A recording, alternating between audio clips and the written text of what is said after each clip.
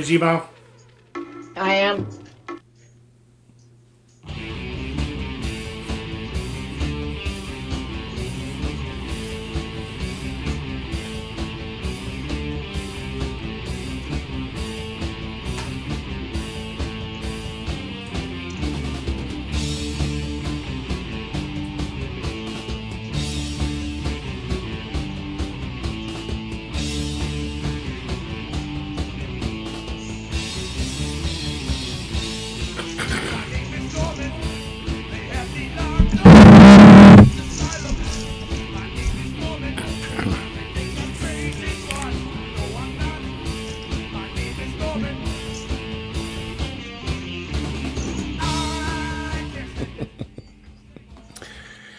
All right, happy Friday, everybody.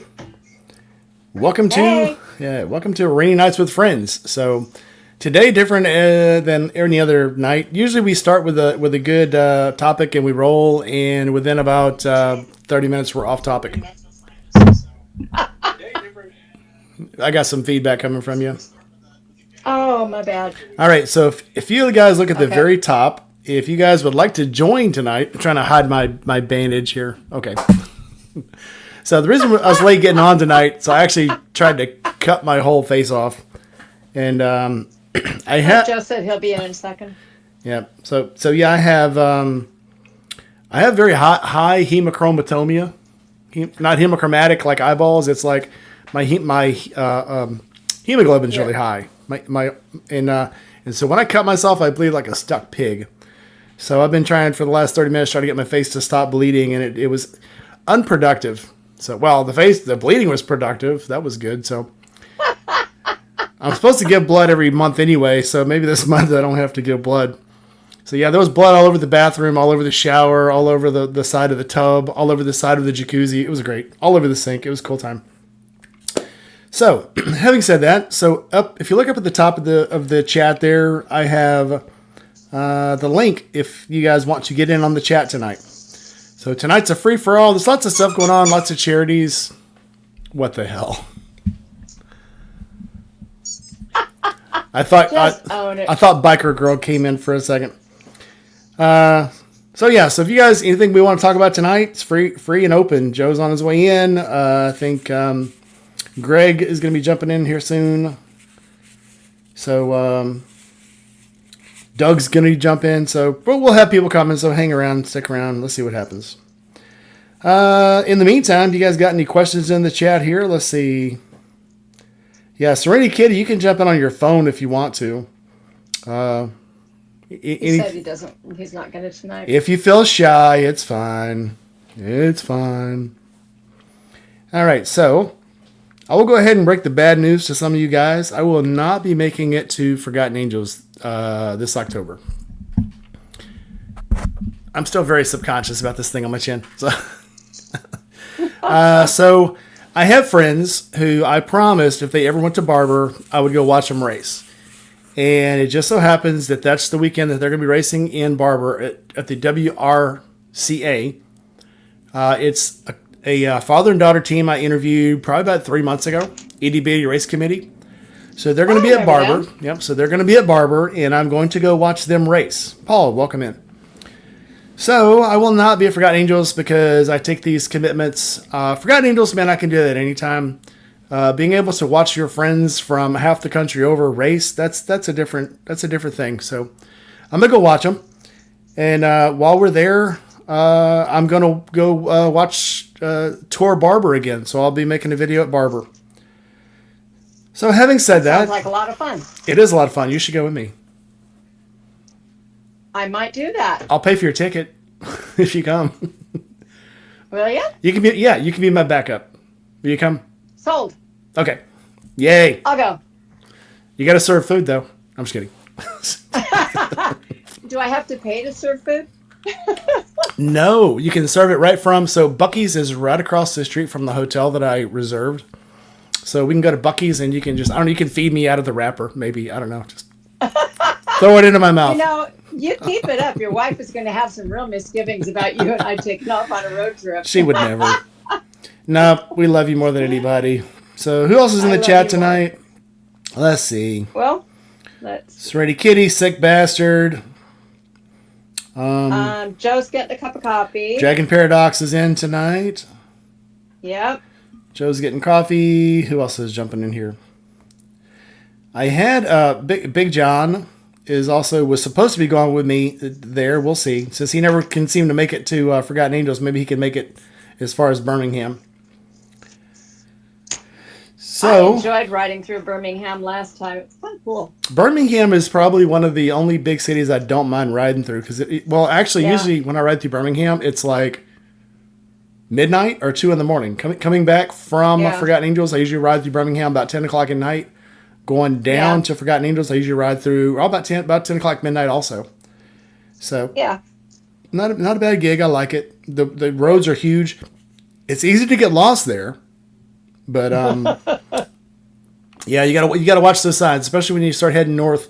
When you come into Birmingham off of 20, you do like a double switchback. You throw off to the left, and then you throw off to the right. And if you miss, I know. There's like a 3/4 of a mile between to turn left and then to turn right to get back on to go to Memphis. So if you miss it, there is nothing like those Texas turns, though, man. Yeah. Oh, good. Oh, the double diamond. So they started doing in St. Louis. They started doing the death diamonds, where you turn but you stay on your side of the road, and then you cross over underneath the bridge or under the underpass. And they're so confusing. When they first started doing them, I was so freaking confused. They started putting them in around here, and then took them out. Because there's already enough wrecks in Memphis as it is. But those just complicated things even more. But, yeah, there's some stupid freaking turnoffs in St. Louis. So, it's insane. Doug, welcome in. So, if I go with you, is there a chance we can get some Harley Challenge stops in too, Rainey? Yes. So... I've mentioned this before. There's 2 Harley dealers within 30 minutes of me. There's Bumpus Harley up in Memphis, and then there's Southern Thunder Harley Davidson.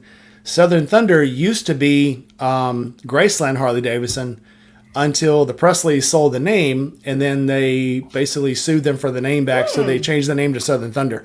But they still have some Graceland Harley memorabilia in there. They also, that's cool. They also have a lot of posters of Elvis, and they have 2 of Elvis's motorcycles in there. Oh, neat. So I've shown those in my videos before. Joe, welcome in. So yes, so there's challenge coins in. I'll buy you a coin from Southern Thunder. I might as well. They got poker chips. I'll let you. I'll do it. Okay. All right. We just had today, they had a riding group from Eagle Riders International come through from France. And they stopped off here to get their bike serviced on their trip. So they're riding from the East Coast all the way to the West Coast. If you don't think there's a lot of crap to see in America, just remember that there's people coming from overseas just to ride on our roads. So, and they're blown away. They all have a Post-it note stuck to the dash with an arrow that pointed to the right. Probably. Legit question. Well, I remember... It's a valid question, yes. Who was it? I think it was Jess that went, and they went through some countries that you go through one country and you drive on the left, you go to the next country, they drive on the right, then you go back to Germany, and then they keep swapping back and forth. But they say as long as you follow your tour guide, you can't get lost. or arrested. So, so good on that. Well, no comment. Well, challenge accepted. Amen to that.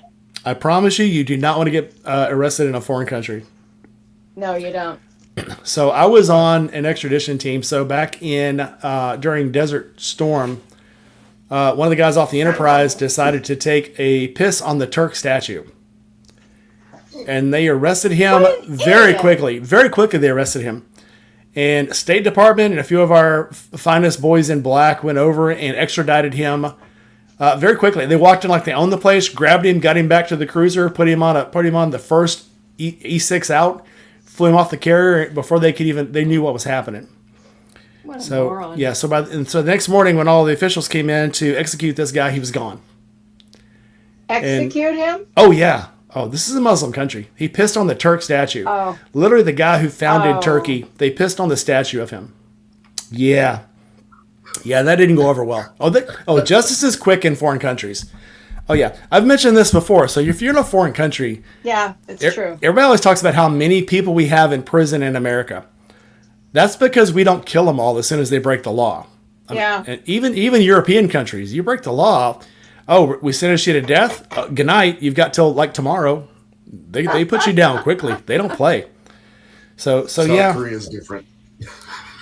South Korea is more American than some countries. Yeah.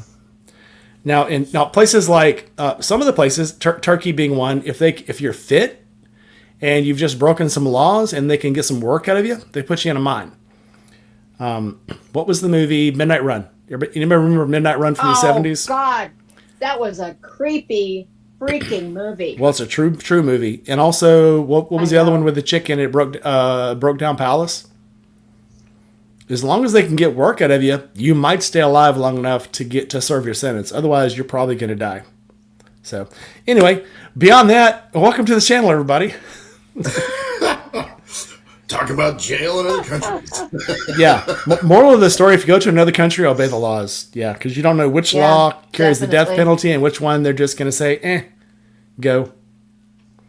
No, well, we did say no script, no plan. So we did say no script, no plan. No, I've seen wrecks in Kuwait where they will roll a car in front of a cop, and the cop will sit there and wait. And nobody calls ambulance, nobody calls, emergency services until the guy crawls out. The guy has to be able to stand up on his own before they'll call emergency services, because they figure if he dies, it's all his will.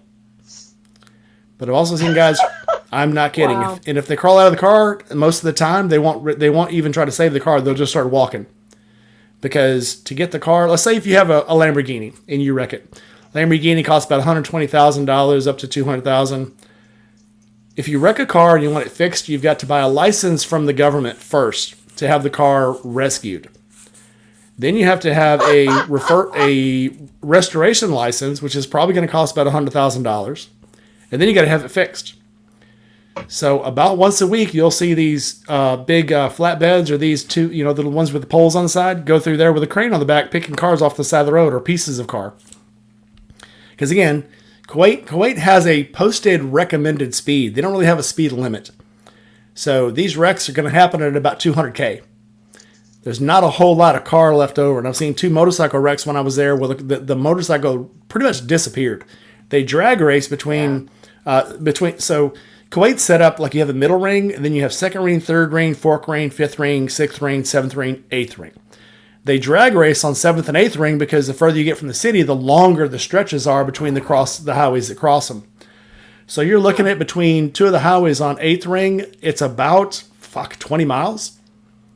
So they race through there, and there's nothing out there but desert. And I've seen guys hit dunes, like these sudden dunes that blow across the road that dump about 4 or 5 tons of sand on the road in a ramp. Damn. And I've seen them hit those dunes, and the bike explodes. You can't track the pieces. It just goes everywhere. Bodies don't do much better. So anyway, what were we talking about? Gosh, I'm gonna roll tonight. Yeah, I didn't get any sleep last night, so I think I overdosed. It must be the bloodshed that brought it on. It did. I'm lightheaded. Yeah. It started out pissing people off in foreign countries, and then we went to feeding the local wildlife. So yeah, we've kind of come full circle. Oh yeah. Oh, there's lots of lizard snakes out there too. Anyway, let me give Smith a chance to talk. So I have been watching this show because I was looking for something else to binge, right? So I started watching this show called The Leftovers. Has anybody heard of it? I've heard of it. Yeah. It's about this thing that happened. It's like all of a sudden people were just zapped off the world. Rapture, not rapture.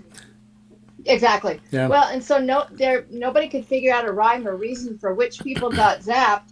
No reason, no like big circular things in the sky, none of that kind of crap. But I blame aliens. And anyway, as I was saying, the next thing you know, it starts with 3 years later, and the storyline picks up with how the people are coping and, the process and what they do as a memorial and yada, yada, yada. And there's all kinds of splinter cells. And there's this one group that wears all white, doesn't talk, and smokes cigarettes to proclaim their faith. And they smoke non-stop. They all sleep in one. It's a weird show. So if you ever want to binge watch something, check it out. Is their group called the Unfiltered Camels? Because that would be funny. No. It's called Grandpa's House. They're called, they call themselves the Guilty Remnant. Huh. The Bugle Boys. Philip Morris. Yeah, I know, right? Yeah, but it's kind of a cool series, and so it's such that if I turn on one episode, I have to really, really remind myself not to just sit there and keep watching because there's always a cliffhanger at the end of the episode, and so you're like, okay, well now what? Oh, I'll just watch a little bit of the next one. Next thing you know is like 2 hours later, you're getting up. Yeah, Oh, the Walking Dead formula. Got it. yeah. No, But anyway, that's more like the what was the show with all the it wasn't CSI. They were like they worked for the FBI and they were like profilers, and it was on USA, and you would literally watch the show, and it would go from episode to episode to episode, and you really couldn't tell the episode had switched until you looked at the clock and I was like, oh shit, it's 8:45. It must have changed 15 minutes ago. yeah, I can't remember what the name of the show was. I don't either. It wasn't. Files? No, it wasn't Special Victims. Basically, they would fly around on this black jet and solve FBI crimes. And they had the one really smart, geeky dude that was a profiler and was like stupid smart. Oh, Matthew Gray Gubler played that guy. And then they Maybe. had that girl with the blonde hair and the big glasses. Yes, yes, that's like half yeah. that's half the FBI profiler shows. I know. I can't remember the name of the show, but yeah, I love that show.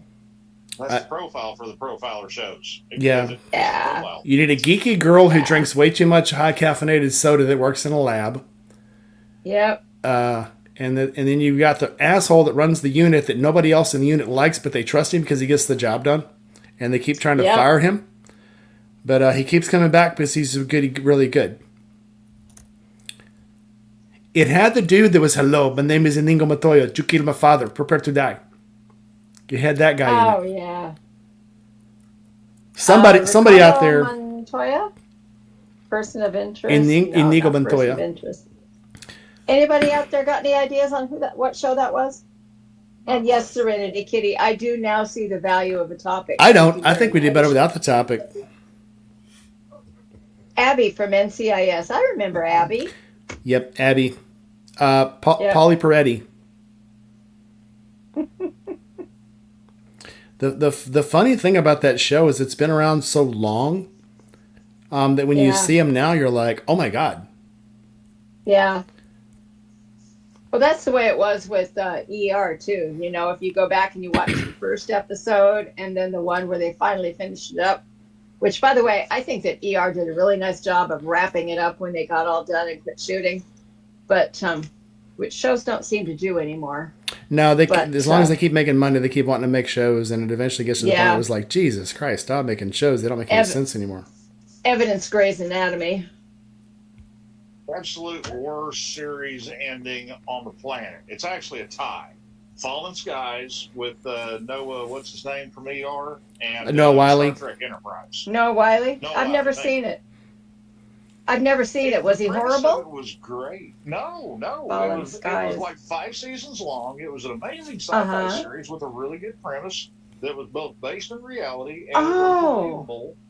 And the last episode just absolutely tanked, man. I mean, it's like, God. Criminal Minds. And they said, you know what? We are done here. Fuck it. We're out. Hey. Yeah, I hate when they do that. It's like I totally feel cheated. Neil Brown Chicken, Journey of Jerry, welcome in. Big Dan. Because I don't really care about the backstory behind the series and what the actors do in their real life and shit. I don't care. If you've done something heinous in real life, I don't care. If you're a believable person in a TV show, I'll watch it. Criminal Minds was the show. And it was... Yeah, I love like, that show. It's like Gary Dourdan's character in the original CSI. I mean, that was tragic how dude, kind of turned out and everything. But they really did him dirty on the show because, real life led over into, the show and everything. And then they're just like, no, he's dead. Wow. And just so you guys know, NCIS, all of the NCIS officers are assholes, just like the people on the show. Nobody likes them. Not even the military people. They're all assholes. They could care less about you, the military, nothing. They're not the nice guys. They're not the good guys. They're assholes. And they try to ruin everybody's life. You'd have to be an asshat anyway. I got into one, and I won a few arguments with NCIS overseas, and then when I got here, I was blackballed, and so but I did make it to retirement. That's all I got to say about that. So I got to retire. So anyway, yeah, Criminal Minds would the shows would just go, and they would put just a little bit of the next show into the show before it, so it just kind of bled right in, and you didn't realize that the show had gone on to the next episode, because the episodes changed at like 10 minutes after the hour, not on the hour like every other show. So they were sneaky. Yeah. A lot of people are saying that they ditched TV. Big Dan said in 2014, and I have to agree. I really just kind of go with what I can stream to my TV in the living room. I don't have I YouTube and Amazon channels. Yeah, YouTube and Amazon only. I don't do anything else. Yeah. We haven't had like conventional TV since probably, man, I'm gonna say probably like 2011, 2012, something like that. Yeah. You know, I mean, shortly after we moved to Tennessee, you know, we got Netflix and we got, you know, Hulu and crap like that, and just kind of went from there. Yeah, same here. We had it. Expensive. We had it, never watched it. We moved into this house in 2017. Didn't even get cable. We're like, we just need internet. That's all we need. Because all we did is ever watch we only ever watch Xbox anyway. So. Yeah. Yep. Joe, how you been? What up? I can't say anything about streaming shows. Well, it's been a week. Probably a felony. So we do. It has been a week. We don't pay here. Well, yeah. When Mom was still living up on the side of the mountain up in Arkansas before I got her moved down here, her DirecTV is all she had, because nobody's going to run cable and shit like that up there to where their house was and everything. And I mean, the only reason my parents had cell phones at all was because Ma Bell told them they were going to have to foot the bill to run 5 miles worth of pole and wire if they wanted to land on it. So, yeah, I mean, their property up there, it's like, here's their southern property line, 10-foot easement, Ozark National Forest. I mean, it was like 8 miles of dirt road before you got any paper. But, Mom's DirecTV bill the last couple of years before I got her moved down here, it was ungodly. Man. It was like $270, $280 a month. Yeah, ours was. That's nuts. Yeah, we got DirecTV in Louisiana. The dish was $99. I put it in myself. We got basic cable was $9.99 a month, and then we got like the Science Channel, which was $9.99 a month, and then we got the like the movie channels $9.99 a month. So $40 a month, we had everything we needed. And then the Science Channel split, so we had Discovery, and then the Science Channel were 2 different channels, so that was two times $9.99 a month. Then they took all the HBO shows and split them into kids HBO and regular HBO, so that they split that again. So before you knew it, we were paying $100 a month for cable. It was like, this is ridiculous. So we cut everything out and started over.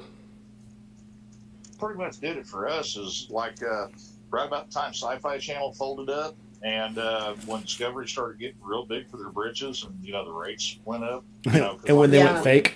We lived in Tennessee for maybe 2 years at that point, and we're like, oh, we're good. Yeah. We dumped Discovery, and I know all 3 of you remember this. When Discovery started doing all the fake programming, they had the fake UFO shows, the fake mermaid shows, the fake alien shows. And it was like, and at the end of the show, they were so blatant about how fake it is. And it's like, really? Yeah. So that's when I was like, and everybody quit Discovery then. I think that's what wrecked. Discovery was a great channel before that. And I think everybody just lost their faith in Discovery after that. But I remember watching the mermaid shows because they're like live mermaid footage. And at the end, they made it almost like a cartoon where you knew it was fake. Yeah. And it's like, dude, we've been had. Because before that, Discovery was like a science channel. Everybody believed in Discovery because it was virtual programming. It was real life stuff. It was documentary stuff. And then they did the same thing with that alien show. What was it called? The one that had the Russian chick from Fifth Element in it. At the very end of the show, they made it. Bridget Nielsen? No. Milla Jovovich. Milla Jovovich, yeah. She was in that alien show, the Fourth Kind. It was called The Fourth Kind. and it was supposed to be a documentary. It was supposed to be a documentary, and then they, at the very end of the show, they made it so stupidly, blatantly cartoonish that it was like, okay, I'm not even watching the rest of this. But it's like that ruined them. Leave it in Dallas with a multi-pass. Yeah, I'm surprised they didn't have the aliens from that show on there at the end of it, because it would have made more sense. Right. Full disclosure here, I actually bought a multi-pass for the wife unit for her company ID. It's hilarious. That would be cool. This is almost as bad as talking about the days when MTV actually had music. Right. I miss those days. I kind of pulled the plug on Discovery and everything because, I mean, you name it. The Biker Build-Off, Monster Garage, the early days of American Idol before it got stupid. Deadliest Catch, Gold Rush, Mythbusters. I would rapidly watch all this. And it just, all of a sudden, it's like somebody flipped a switch. And it's like, hey, we're going to sensationalize the shit out of every damn thing. And we're really not going to worry about making a good show. We're just going to see how much money we can rake. Yeah. And I was like, what the hell? I remember watching the interview with Paul Jr., where they were saying they would try to get him to argue with each other, and they would try to make him fight. They would give him ideas of shit to fight over until all the fights turned real. But then the fights turned real, and then they started really just kind of pissing each other's Cheerios. They ruined their relationship. And it was all for TV, for money. I mean, that was a sad show. Yeah, it was a great show. In the beginning, it was kind of funny because the guy they had that was the head mechanic in the shop before Rick was an absolute dickhead. No. The very first episode, the dude was a dick. And he hated Paul Jr. It was always talking about what a piece of shit Paul Jr. was. And I guess, again, to make ratings, I guess. If you ever go watch the very first episode, the dude that was running the shop was a big steroid head, lots of tattoos, shaved head, and was a dick. And I remember him. He was always talking about what a piece of shit that Paul Jr. was. And finally, I guess Paul Sr. had enough and fired him because he said, "You're not going to run my kids down like this. You're not going to do this." He was just trying to be sensational. Well, lo and behold, 5 years later, Senior was doing it himself. Not even two seasons later, really. So I guess fame gets to your head sometimes, And I remember watching a thing with Senior saying he wished he would have never done it because it ruined his family. It took him almost 10 years to get his family back. But I mean, he's doing well now. I mean, he's got a freaking restaurant and got a bunch of shops, but I mean, food. the shit he had to go through to get it. Something that I saw on Marketplace today, the OCC Roadstar build that Paul Senior did for the Bikes and Beards build-off thing, that had like $10,000 worth of paint and blah this, blah that, and everything, which was basically a Roadstar they bought off Craigslist, and they spent a weekend unbolting a bunch of shit. It's for sale here local, $8,000. I mean, they're all proud of it. Still a piece of crap in my opinion, but it's a lot of money for that bike. Yeah, you can get a Roadstar for $2,500 here. I can pick up roadies. I mean, dude, roadies are everywhere down here right now, and it kind of makes me halfway. I'm having to exercise some restraint here because obviously I'm a fan of the platform, but I would really like to get another roadie and do my version of a Harley Street Bob with it. That'd be cool. But do it out of a roadie. Yep. But one of these days, I kind of had to put the creative and recreational budget on standby while we're picking up pieces from her Boo Boo the other day. But sometimes you just got to do adult shit, Yeah. So I'm at a standstill on my SV650 build, or my S650S build, NS. Yeah. Whatever it is, the Ninja 650. I've kind of done as much as I want to do to it, and now I'm kind of come to a dead standstill. It runs, it needs tires, and it needs lights, and I'm going to let it go really, really cheap to somebody. If anybody's looking for a 650 that needs lights and tires and will run its ass off, it was set up for a track, let me know. Hit me up. Because I'm sure I'm going to either piece it out or sell it as is. Because I think I don't have room in the garage to keep going, and now I have company coming in 2-3 weeks, so I got to clear the garage out. So. And my bike has a big ass. Yeah. Well, it's either I have I've I got a have a huge name crate. for it. Oh, for your I bike? never name my shit. Yeah, I never name my shit. But What do you call it? it's my side piece. Badonk? But don't. Yeah, it's my French side is piece. sophisticated. Yeah, exactly.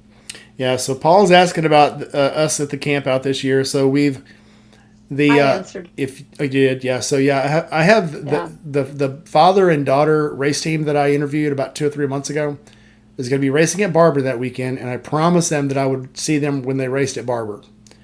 So that's also a good time to go see Barber Museum again because I haven't seen it in like Where I've never 4 been. years. Yeah, and And no offense to Forgotten Angels, but I've already been there a couple times. And, you know, I'd like to go to Forgotten Angels, but I'll be back. But it just won't be this October. yeah. Well, they invited me down on the Sorry. track. They said I can get out of the pits. That's a once in a lifetime Ooh. thing.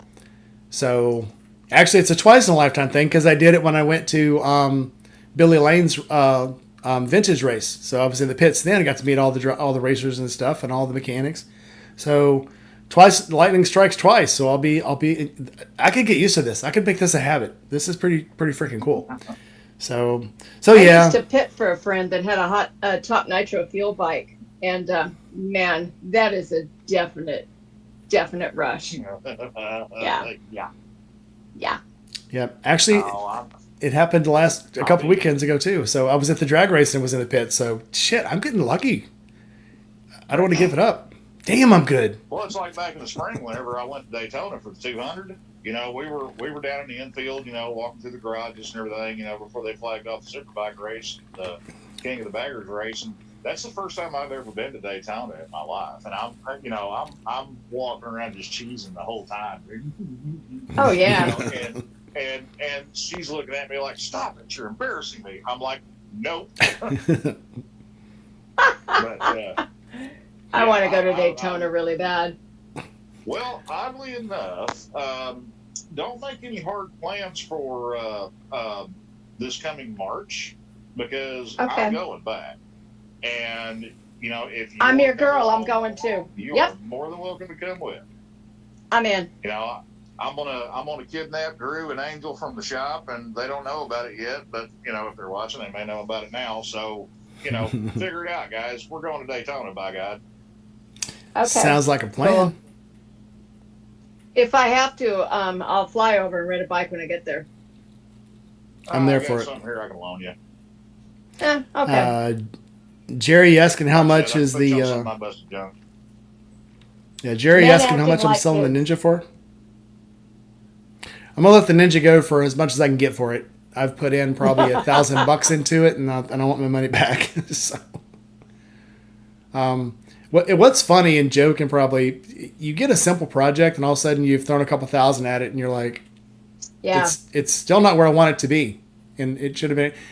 Granted, I could have made it a very easy fix, but once I started throwing money at it, then I had dreams. Then I'm like, well, I should do this. Well, I should do that. We've well, all I done should that, do this. Rainey.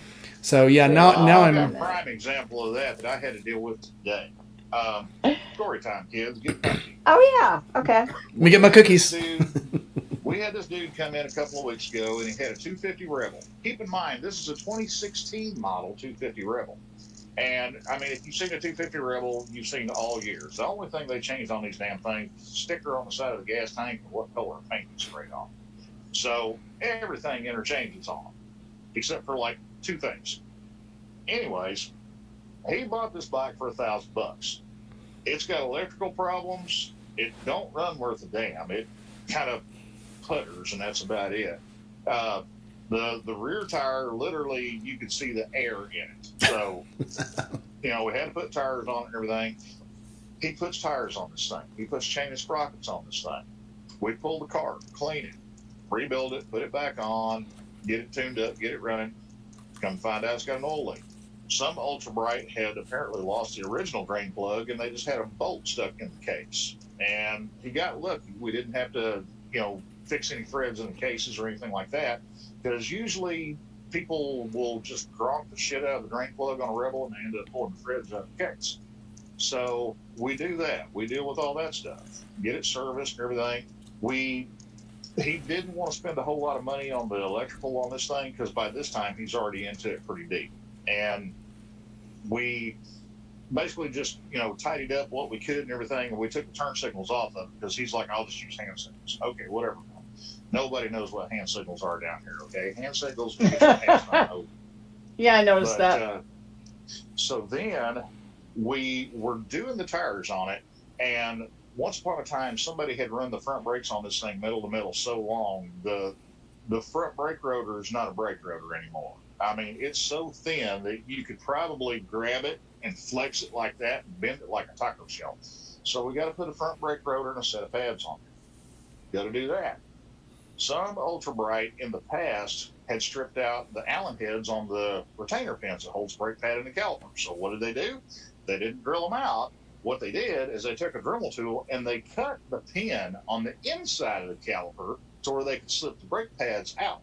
One problem with that, whenever you do that, you ain't got nothing to hold the damn brake pad in when it's bolted up on the bike. So at this point, we got to put a brake caliper on this thing. And we finally get it done, and it never dawned on me because I had Drew working on it and I'm doing other stuff in the shop, but it finally dawned on me the day before yesterday whenever I'm walking past this thing. I turned around and I looked at it from behind. This thing's got two different mufflers on it. It's got a Honda Rebel muffler on one side, and it's got a stock slip-on from a Harley Sportster on the other side. They're closed, but one of these things just doesn't belong here. And I go to test ride this thing, and the clutch is slipping like mad in this bike. I mean, it's awful. I can't get out of the parking lot without slipping the clutch in this thing. And I'm a big old boy, okay? Now, granted, the kid that owns this thing, he can damn near hide behind a number 2 pencil, but it was that bad. And I call him up and I'm like, hey, here's where we are. Here's your options. And apparently over the weekend, he ran out and bought a 600 Shadow because, we've had this bike for a couple of weeks at this point because fix one thing, run into another, and it's just kind of that whole Pandora's box, unpack one thing after another type of scenario. And by this time, he's got $1,700 with us in this bike for parts and labor, and plus he paid $1,000 on it to begin with. And wow, we threw him a bone on a lot of stuff on this thing, fixing little piddle deck stuff here and there that we found on it. We fixed the throttle cables, we fixed the scripts, some other stuff that we found on it, and we didn't even put that on invoice for him. And then, so he's into this thing for $2,700, and then I got to call him up and say, hey man, this thing needs a clutch because it won't do more than 20 mile an hour. So yeah, we're talking a 250 Rebel here. And the more that I looked at this thing, and the more Drew kept coming back to me on it, and showing me, hey, I found this, hey, I found this. I swear, somebody probably bought a bunch of junk out of the salvage yard, and one of the frames had a title, and they just threw all the leftover shit that they had together and built the bike out of it. Man. I mean, it's sad. I genuinely feel bad for the guy because, it's kind of heartbreaking. I'd called him and talked to him several times throughout this process, and I'm like, hey man, here's an option for you. We can do this to save you some money. And man, we cut this thing to the bone, and he was legitimately wanting to fix this thing, but whenever the clutch issue come up, he's like, man, I can't do this anymore. I'm like, I totally understand, and I totally agree with you because you're upside down on this thing by about $1,000 at least right now. And cosmetically, the bike ain't that great looking, I mean, it ain't no spring chicken. But what do you do? Sometimes you got to save people from themselves. Yeah. What a tragedy. Maybe if you put a 650 engine on sad. it, maybe. Put a 650 Ninja engine on it, it's fine. The funny thing is that this bike I got for free, and it didn't take me much to get it running. It didn't take me much to get the seat on, the dash, the handlebars, get the engine going, change the oil, put a tank on it, put a fuel pump in it, and everything ran. It's just at this point, anything I jump into it now is going to be cosmetic. And how cosmetic do I want to get with it? Let it go, dude. So yeah, at this point, I need to put tires on it. The plastics I could care less about, but I got to get lights for it because they just whoever decided to restore it just cut everything off of it. When they would take the plastic off, instead of trying to break the harness or pull things apart, they just cut all the wires off. So I bought for the back this bad boy, and it's a blinker and brake backlight, and that's really all I need for the back. But for the front, everything's based in the fairing. So I either get mounted lights where I can mount them on the forks, or I could mount them on maybe the handlebars or something. It's like I was telling you the other day, the best way around that is just get one of those buckets that's got the ears that clamp around the fork tubes themselves, holds a regular 7-inch round headlight, and then you buy one of the LED headlights that's got turn signals integrated into it. Boom, done. Yeah. But I'm at the point where I've got all these great ideas, but now how much money do I want to put into it? So I'm at a standstill. I also have to get rid of the Power Wheels that I bought to fix up for Forgotten Angels. That also has a whole nother bucket of skins, because I took all the skins off to paint it, and I haven't put them back on yet. So, long story short, I got a lot of junk in the garage now. Save it for next year. Yeah, I just got a lot of junk in the garage now. So, and I've got the skins that came on the bike and on the Ninja, and then brand new skins that nobody's put on it yet. So, yeah. Anyway, let's not make this about me. Let's make it about Doug. What's up, Doug? I just like the demonstration from Joe there about stuff in the garage. Oh, this shit? This shit? Yeah, we don't want to see my garage. Yeah, you'll see my garage, and I do it justice in the videos because I cut it all the crap. But yeah, you'll see it in 3 weeks when you come to visit. So yeah. Yes, I will. I'll try. I'm just gonna clean you a hole. I'm gonna stack everything in one corner, and That's just okay. make enough room for your bike. Is your driveway slanted up or down? It's like or is this. It flat? It's pretty flat. Okay. It's maybe a 2 or 3 degree down and then back up into the that's garage. fine. It's not Okay. much. Yeah. I push myself out of the garage all the time.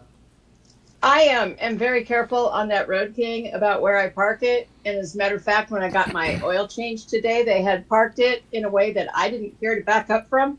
So when I paid, I said, when I park my Road King, I always make sure that I have a straight flight out. And he looks at me and he goes, "Do you want somebody to back your bike out for you?" I was like, "Yes, I do, as a matter of fact. Thank you very much." And, I felt a little stupid asking, but I'd feel a lot more stupid if I tried to man out and dropped it just trying to back it up. So, yeah. Bravo. Agreed. Now, occasionally, we will back a motorcycle out for people for reasons. You want to get rid of them. No, the working theory is if we get them away from the rest of the parking lot, then there's probably not going to be a lot of collateral damage whenever they do something stupid. Right. Yeah. I mean, on my Dyna, I have no problem parking that thing. That and me are like totally connected at the hip. But the Road King, going down the road on the highway is great. Parking is kind of still a pain in the butt. I just turned over 9,000 miles on the Road King, though. Sweet. I had it a year now. It's almost limbered up. Cool. Yeah, I know, right? Yeah, it had a spa day today. We had a dude that come up to the shop a little bit before closing time today, and he's on a BMW K1200 LT, just like the rolling suppository that I have. And Randy, you know this. I love that bike. Yeah. Dude, the 1200, the ergos were weird. The seat was pretty damn tall on it, but it was also kind of skinny in the front, but you had this big bulge in the Tupperware where you had to wrap your legs around it. And the thing is, this dude's all of like 5'8", okay? He's, well, I'm not going to say he's short, but he's a little guy. And I showed him how to put this thing. He didn't know squat all about this thing. Another shop in town recommended it to us. So he brings it up, and I'm telling him a couple things he needs to look at, watch out for. And I put it up on the center stand and show him how to check his oil. You know, because Beamer's got that stupid little bullseye spot in the middle of the sight glass on it. Yeah, And they do. I'm not thinking about it. You know, he'd been there for about a half hour, and, you know, we're just talking back and forth. Well, he goes to leave. And he climbs up on this thing, and this guy kind of reminded me of my dad because he's, you know, built about like me from the waist up, but he's got these little nubby legs on him. And I guess it was just the inner asshole child in me, but he climbs up on this thing with it on the center stand. And I mean, he's nowhere close to touching the ground. I mean, it's like a little kid on his dad's motorcycle. You can see his legs just kicking and everything. And he's out there just like this, rocking this bitch back and forth to pop it down off the center stand. And I had to turn around. I had to walk back in the building at that point. I mean, Yeah, and that one. So the R65 had a write off. Hell, man. Yeah, that's awkward as hell because I mean, you know, I'm sitting there on one hand, I'm thinking I should go out and help this guy, but on the other hand, I'm like, man, if I go out there and ask him, hey man, you need a push, he's gonna think I'm being a dick. Well, the R65 had a write off stand. The R100 had a write off. The K16, if you rode off of that stand, if you rode off of it, it was loud as shit. So you really had to rock it off and kind of catch yourself with a brake before it totally flopped up and hit it. The 1100 the 1100 RT had a write off, but still you had to write off slowly off of it. This K16, I could not imagine riding off of that write off stand. It's just not meant to be.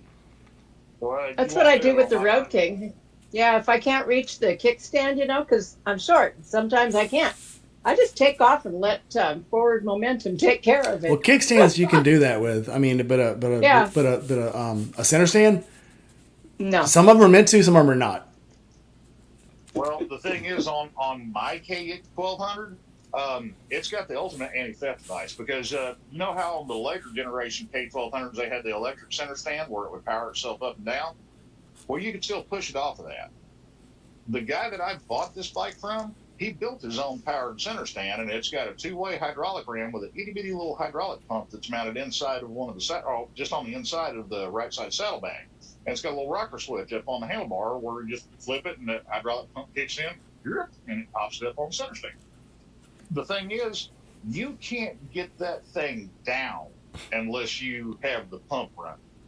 I mean, if somebody wants to steal it, they're going to have to work for it, but they're not just going to roll it away. It's cool, like a cool anti-theft device. Yeah. No, it's cool up until the point where the battery's dead.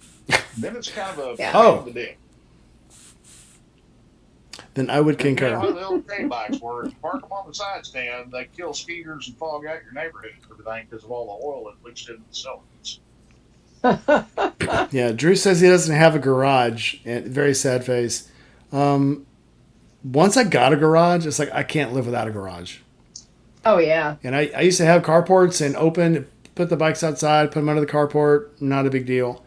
Once I found out I could put them in a garage, I'm like, oh, I'm never going back. This is there's nowhere to go from here. So much better than a tarp. Oh, yeah. And the bike is a lot easier to start in the winter if it's in a garage.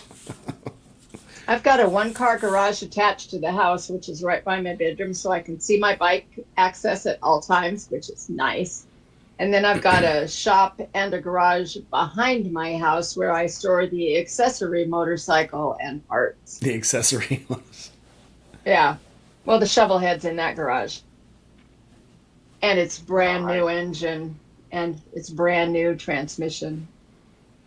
And it's brand new paint job. Me too. Like, I badly need more garage. You do.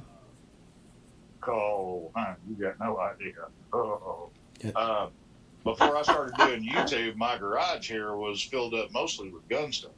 And that's had to be tucked away here and there, to make room for all the motorcycle stuff. Yeah. I imagine YouTube frowns on that kind of stuff even in the background, doesn't it? Knock wood, I haven't had a problem with it, and I'm hoping to keep it that way. Well, there's a lot of people that That's have the good. gun channels. There's a motorcycle dude, and I can't remember what his name is. Hog something? Hog's Legs? Dragon Man? No, it's Hog's Head. But the whole back of his garage is guns. Guns and flags. Huh. And he does a motorcycle I channel. saw that guy a couple times, I yeah. think it's called Hog's Head. Hog Shed. Headshot. Hog Shot? Headshot. Hegshot. Headshot. Hegshot. Yeah. Something like that. Yeah. It's headshot rides. But yeah, But, he never has a problem. So as long as you're not shooting Well- things, I think you're okay. Well, I don't. I don't have the launchers per se out here in my garage, but I do have a lot of the associated paraphernalia. Basically, I tell my neighbors if they see my house on fire, please call the fire department. If they see my garage on fire, grab the cat, run. Yeah. I will say that's the best security system I could have here is I have one neighbor across the street from me and I have a little old 92-year-old lady that lives next to me. She really likes me now, finally. But man, back in the day, she hated it though because my friends were all jackasses and they'd do stuff like I had a buddy that had an old SS Chevelle type situation and come over and he was tuning his Hollies one night at about I think it was about midnight. So Betty came out and that didn't work. Dave didn't stop. And so then she sent her husband out with a shotgun. Dave stopped and came in the house. Lila, I was like, I told you not to do that, you dumb fuck. Hey, there's somebody behind you, Joe. Yeah, that's our youngest. Everybody Oh, say hi, okay. Squid Boy. Hi. Hey, Squid. Squid boy. Okay. How's wife unit tonight?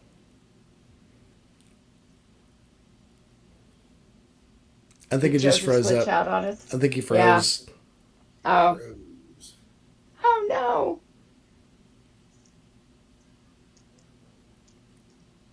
I am checking on the people that said they would be in here tonight that are not in here. I'm gonna make them feel Okay. bad. I'm gonna make them feel bad about their life. When you get a bigger garage, you're still gonna Yeah. find extra space. Oh yeah. Absolutely. Yeah, I mean, kinda thought the same thing. Yeah.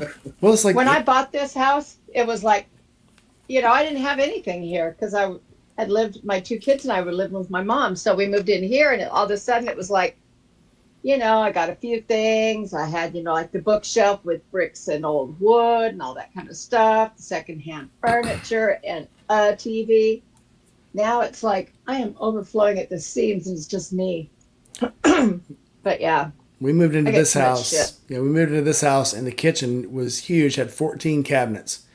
And we started putting our stuff into it, and it's like, we will never get enough shit to fill these cabinets. And within like 3 years, it was like, we got to throw some shit away. Yep. I was like, where'd all this stuff come from?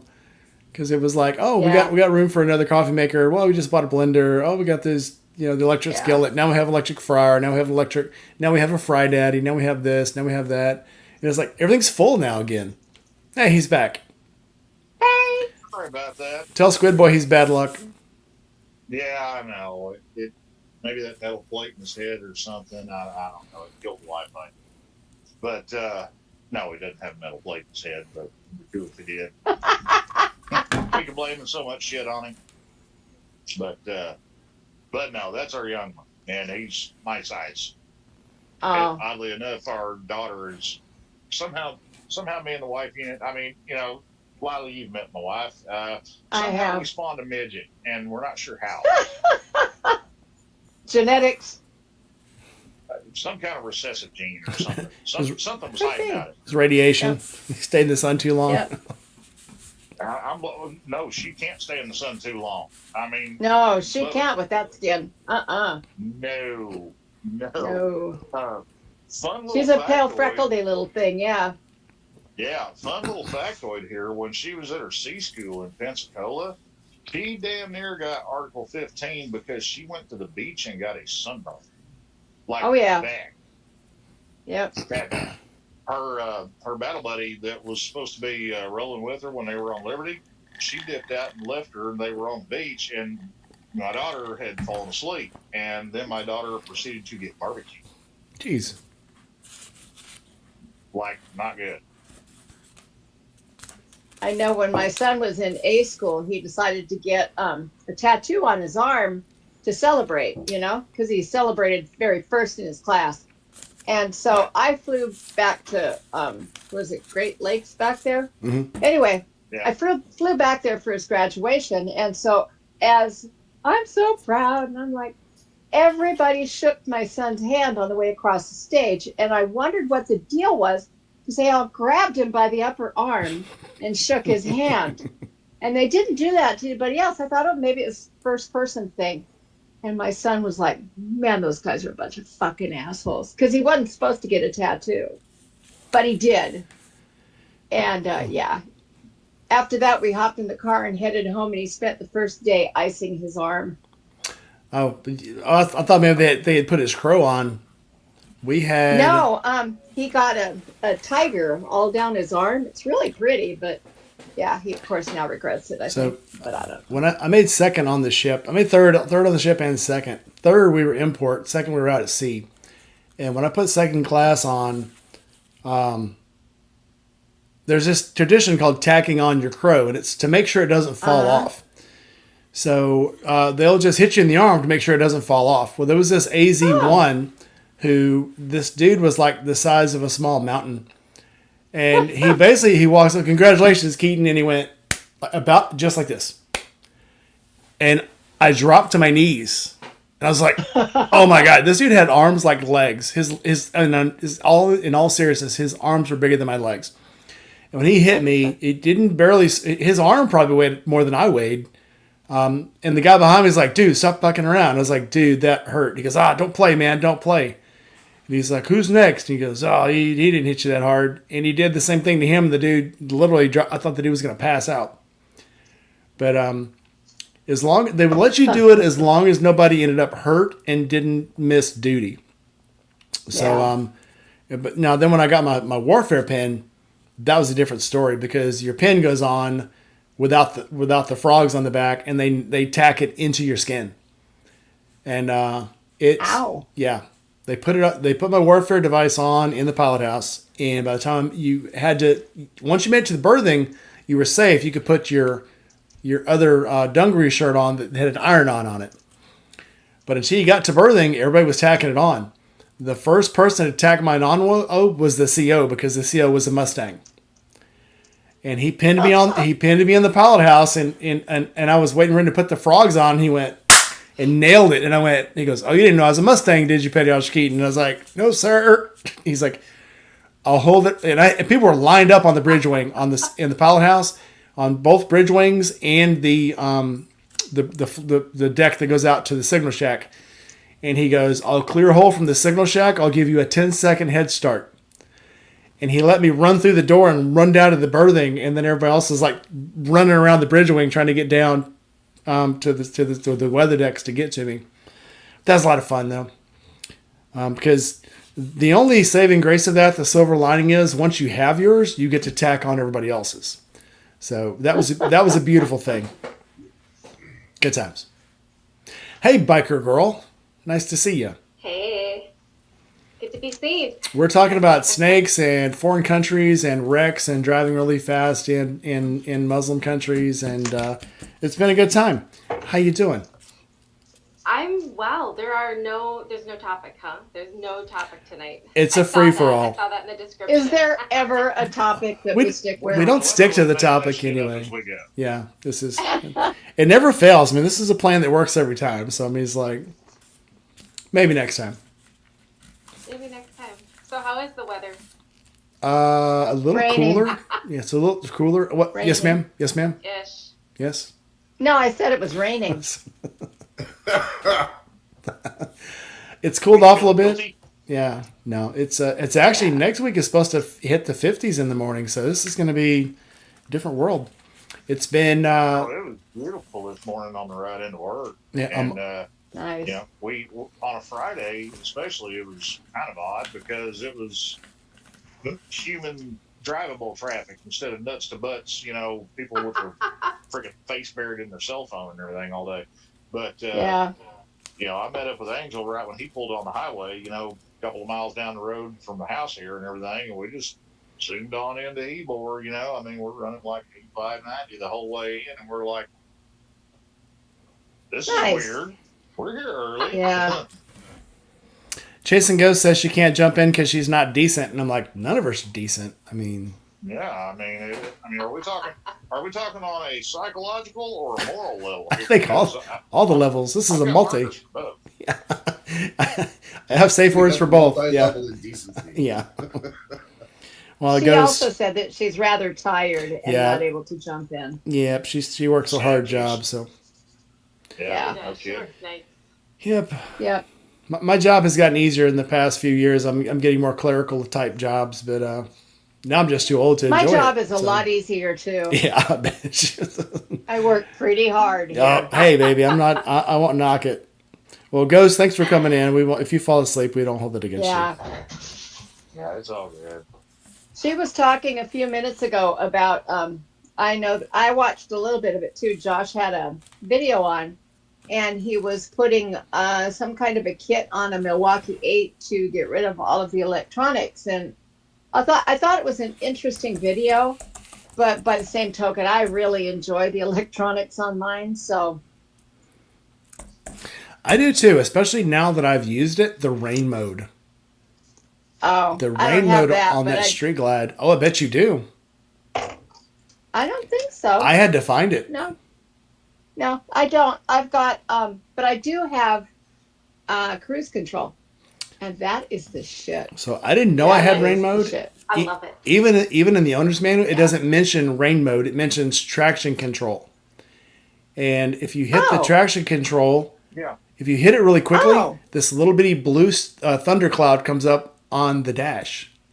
It doesn't tell you that's what it is, but that's what it is. And I had to look it up Ah. and Google it, and it said that was rain mode. That's No awesome. shit. Well, No shit. now I got to check it out. Thanks. It should be in the sub menu in there. Yeah, if Yeah. you hold it, if you hold the button, it turns traction control off for 3 seconds. Uh-huh. If you just hit it, the little blue thundercloud comes up on your dash, and that's rain mode. Oh, okay. I was quite excited that I actually learned how to make cruise control work, and then I remembered the next time I went for a ride, and then I figured out how to set the time on both my bikes. Because I had to figure anytime that they out. do What about anything your on it, VCR? no, I It's don't even have easier. one of those anymore. It's easier than a VCR. I did have Yeah, it to. is. Yeah, I did have to figure out a lot of Easier than things because VCR. it didn't have a book. I had to get the book, download the book offline. But Oh, it's actually very see, easy. mine. I also ordered a bench manual for my Road King because, particularly like when I was building the Sportster, I had a bench manual, and it tells you the size and the specs for like all the bolts that put shit together, and it has pictures of different options on the bikes. So like if you're doing a swap meet crawl looking for parts, you kind of have a guidebook, and you can be like, well, no, that doesn't have a bend there. See, this is what I need. So then you go dig through another pile of parts and you find what you need. Huh. Trust me on this one, it works. I need to go to a swap meet. I need to find a detachable trunk for mine that doesn't cost Yeah. $1,200. Yeah, I've thought about doing one of Link on those. That stuff that I've got on my bike, Rainy. So, well, like Yeah. they have them on Amazon has fully painted ones and color match painted ones. I can't remember the company, but they're like $250. So I'm thinking about it, and I'm sure it's a less. You know what? It's probably the same thing as the Advan Black, and that's what it just irks me all the time. Yes, baby. Yes. No. No, I bought it off of Yeah. Amazon. I bought it. I don't even know if I got the $200 one, and it is painted, and it's not as good as the bike paint, obviously, but it's a tour pack. You're not going to have it on every Yeah. time. Replace the mounting hardware immediately with quality hardware, right? Instantly, like Hogworks, I would suggest, and the latch. Yeah. Replace the latch immediately because the one that they have will not stay shut. Well, I've already got that idea Even if you for lock my. it. If I would have remembered, I bought a whole 6mm stainless bolt kit for the BMW, and then promptly threw it in a drawer in my toolbox and forgot about it.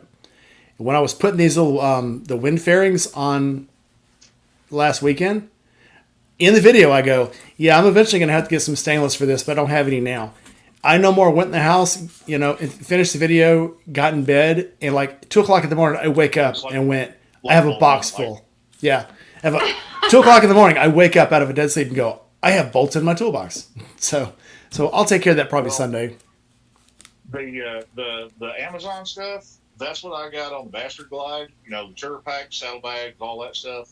And now here's the thing: anything that's chrome plated steel, it's going to have a propensity for rusting very easily. Okay, so what if I had to do it over again? What I would do is I would buy the bags, Amazon. I'm cool with that, but the bracketry, that hangs the bags on the sides, and then like my luggage rack that I got on my tour pack, I'd probably buy that as a repop from Drag or Swap Meet or something like that. That way you can get some decent quality chrome. Yeah. Because mine, I mean, the Roadstar does not get pampered at all. Okay, the only time it gets washed is when it rains, and that stuff. If you're not up on your shots, you don't need to get within 5 foot of it. Okay, or else you're going to come down with lock off.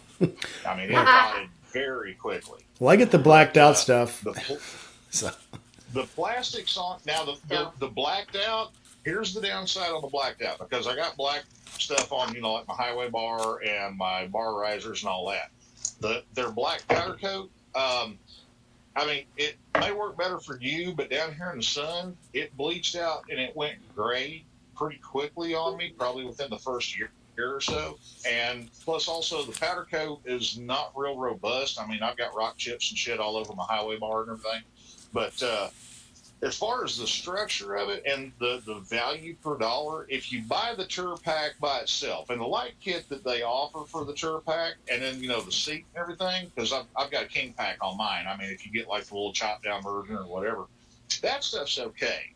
The quick release mounts and stuff, that's okay. But like the critical bolts, like where the quick release thimbles bolt into the side of the fender strut on the back of the bike and everything, yeah, don't use the crap they give you. Replace that. The rest of it's not bad, but I will say this. Anything that is screwed together, anything that you have to assemble, or anything that comes pre-assembled, do yourself a favor, pull everything apart, pull all the fasteners out, put either blue or purple Loctite on it, depending on where it's at. Because, like, I put my saddlebags on first, and I've got the 14 and up style saddlebags, where they just clamshell out and they got the one lever, kind of like what you guys have got. I love those. And yeah. I like them way better than the old compound hinge, because those just always seem like some kind of a contraption that they salvaged out of like a old bread truck or something to me. Yep. But the little lever latches, within the first month of having those things on there, I lost one of them. Now, granted, they're cheap to replace, but you have the small problem of if you've got the bag closed and latched and the handle falls off, you got to get creative to be able to open the bag up to replace said handle that fell off. That's why you keep your toolkit on the forks, not inside the saddlebag. No, I can't do that, man, because Harley says you're not supposed to put more than 15 pounds in those bags. Yeah, right. Okay, I've probably got an easy 40 pounds worth of roadside fix-it shit in the left side. My bike turns left really well. But like I said, the plastics and how they mount and everything, it's not bad. The quick release and the docking hardware, that stuff's not bad. The only real snivel I've got about any of it is just the bolts themselves, because they're either a really crummy chrome plate and they rust if you look at them funny, or they're a stupid soft grade of stainless steel, and when you tighten them up, it'll, especially if it's an Allen head, it'll roll the Allen out of it real easy. So just plan on doing that and you'll be okay. But it's still for what it is, for what you're spending versus what you get if you sit down and kind of plan it out, it's still a hell of a good value. Here's what I've learned about, especially the Chinese stuff. If you get the Chinese powder coated stuff, it's very thin, very flaky, doesn't stick well. If you get the gloss Chinese stuff, it's like they dip it in a paint tank. It is so thick for all the right reasons. And I've said this in some of my videos before. First thing I do when I get this Chinese stuff in, the Chinese hardware, I have a tap. Yeah. And I tap all the holes out, because they just cover it in paint. So I just come prepared. I just come prepared with the tap. I have some taps and dies, and I just tap everything out. But that's why I go for the gloss black when I go for any kind of mounting hardware. For anything I get, gloss black. Well, the gloss may not be that bad. I went with matte on my stuff, and that's probably why it's kind of thin. But I know what you're talking about it being real thick, and the reason why is I used to do powder coat when I was working up in Tennessee, and the reason it builds so thick like that is they spray the stuff hot. Powder coat's attracted to static electricity charge, and then you roll it into an oven and bake it. What they're doing is they roll this stuff to an oven, they get it hot, and they dust it with powder, and it sticks a ton of powder on there to where it's got coverage. And in a lot of places, it ends up being just crazy thick. And then they roll it back in the oven and cook it to cure it. So in that part, yeah, it kind of works out in your favor, but that's when you kind of get the little lumpies and the orange peel and stuff like that. Yeah. I'm more worried about it never rusting again because I'm gonna mount something else to it. I mean, I'm gonna kick it. It's gonna connect bugs. I'm gonna probably, it's like owning a truck. If you get a truck, it's gonna get scratched. Don't love it too much because it's gonna get scratched because you're gonna move all your friends' furniture and shit. Same thing with the motorcycle. Yeah. You're gonna hit rocks. You're gonna hit shit. I'd rather my paint be thick as crap and protected than thin and beautiful because it just won't stay beautiful long. Especially if it's Gmod's bike because she never washes it anyway. So. Well, like what Biker Girl was saying about the latches. What happened on your latches? Did they shake apart or screws come out?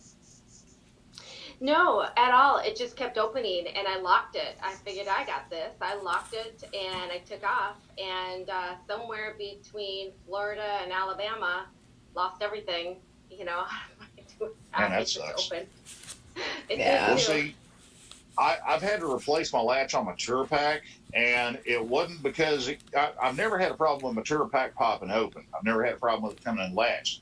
But just from the mileage I ride, and I've got my Tour Pack set up on a quick release, which I have no idea why. It's a soft tail docking kit, but I've taken the trunk off the thing twice in almost 4 years. So go figure. But it's flopping and rattling now. I've got to remake the thimbles where the docking hardware goes in and it attaches. And with the first latch, it made it about 2.5 years, something like that. But because my Tour Pack dancing around and everything, the lid will shift around, and it literally wore the hinge pin where the latch flips up. It wore the pin out because I went to open my Tour Pack one day, and the outer part of the latch where it hinges, it literally just went and off into the parking lot at work. You could see on that pin, it had literally shook it around enough. It wore through the pin to where it just separated. But, if you got it mounted, the big thing is on some of their docking hardware, the little thimbles, where the quick release goes in, they're kind of sloppy, so it lets it flex and dance around a little bit. What I've done on a couple of them is I just, basically make my own hardware to where I can tighten it up and, keep the slop out of it where it doesn't, shake around. Nice. Yeah. But, you're paying 25% of retail from Harley, so what do you expect? Yeah. Exactly. Yeah. I know my Dyna saddlebags have they have this cam type of a thing, and there's this one cam, and you slot it on. So there's this one point that you twist it down, but there's these pegs that come off the motorcycle, and you slam it on there from your saddlebag, right? But there's these little C-shaped rubbery things, and once the rubber wears out, your saddlebags will sit there and rattle, rattle, rattle, just like crazy. And you look perplexed, Joe. I'm trying to picture in my head what you're talking about. I don't think I've seen that set up. Oh, man, let me just tell you, it sucks ass. So anyway, I did not realize that, you have to replace these cams. So I was hopping on the freeway one time after a very wet ride down here, and I was hopping on the freeway. One of my girlfriends was riding behind me, and I had gotten in my saddlebag to get her some more gear because it was raining. And so I slapped the saddlebag lid back on, and off the road we go. And next thing you know, I'm looking in my mirrors to make sure Dolly was behind me, and my left saddlebag flies off and goes tumbling off to the side of the road. Yeah. So anyway, I pull over, of course, and Dolly pulls over. She runs back, grabs it, comes running up and going, "Well, that was really weird, huh? She hands it to me. I'm like, yeah. So I stuff it back on. I look at it. I'm like, appears to be okay. My bad. She's like, yeah, you're bad. And we take off and we go to the next stop. And so, I mean, during this whole fracas, I thought there was no damage, but of course there was a little bit of skidding going on.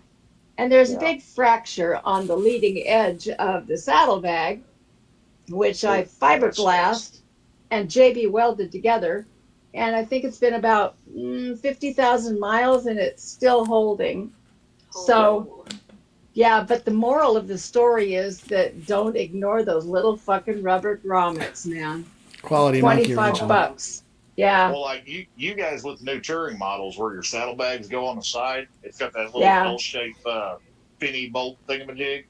They went to that because the old style, like the Zeus fasteners where it went in at the quarter turn where it locked in, those things get loose and rattle off. And shit like that's the kind that I have. Yeah. Oh, okay. All right. So, yeah.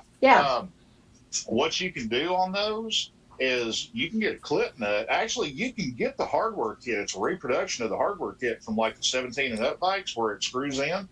It directly replaces that to where they screw in and it's got that little detent where it locks it in place. That way you ain't got to worry about that crap anymore.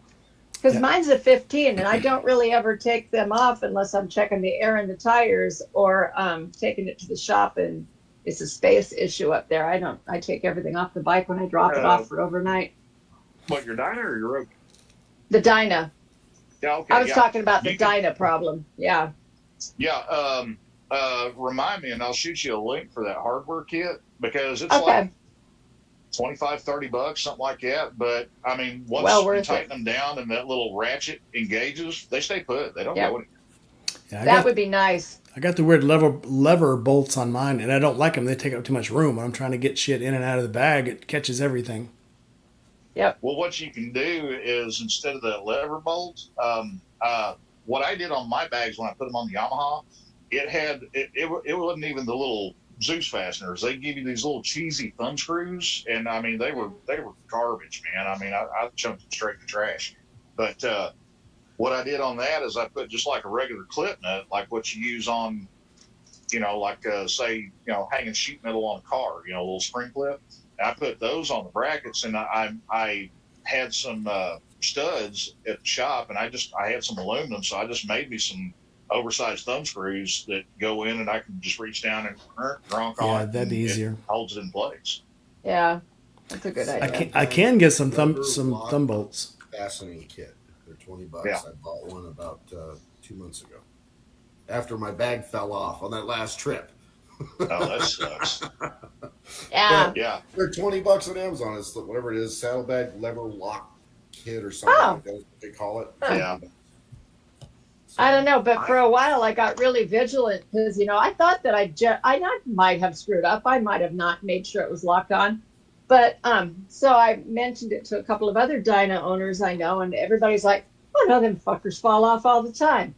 I was like, "Why hasn't somebody fixed this problem?" Then it wouldn't be a true Harley if you fixed it. You got to leave it fucked up. Come on. What do you Let me see if I can find you a link on that. Yeah, what do you think it is? A Honda? Okay, Jeez, thanks, come Joe. on. So, Biker Girl, I kind of like it because, if you twist the levers around just right, you got this nifty little hook where you can hang shit on. Yeah. Good idea. So, Good point. Biker Girl, you missed the part. I'm taking Gma on a tour of Buc-ee's. What? Yeah, we're going to go to Birmingham and go to a race in Birmingham. Nuggets. I love beaver nuggets. Beaver nuggets? Beaver nuggets are the bomb. Yep, I like cheddar. Okay. Cheddar or sour cream and chives. Well, since we're not going to be pressured to get to Florida, I've got another couple of stops I'm going to make on the way then. So, Okay. Wait a second, you're not going to, or you're not pressured. What? So you missed that part. So I missed a lot. Here a while back, I sounds kind of flustered. Yeah, here a while back I interviewed. Stay home, honey. Wait for it after giving her a hard time last week. I know, right? So I feel like just a little bit of an asshole right now. I don't. I mean, Anyway, so this father-daughter duo, the race team that I interviewed here about 2 or 3 months ago, are racing down at Barber that weekend. So I told them if they ever went to Barber to race, that I would go see them. Well, that's the weekend they're going to be there. The WRCA is going to be there that weekend at Barber Motorsports Park. So I'm going to go there instead. Me and Gma are going to watch the races and tour the Barber Museum. And they told me they could get me into the pits. So I'm going to go down into the pits, go down into Gasoline Alley, and interview them there and do a video on Barber.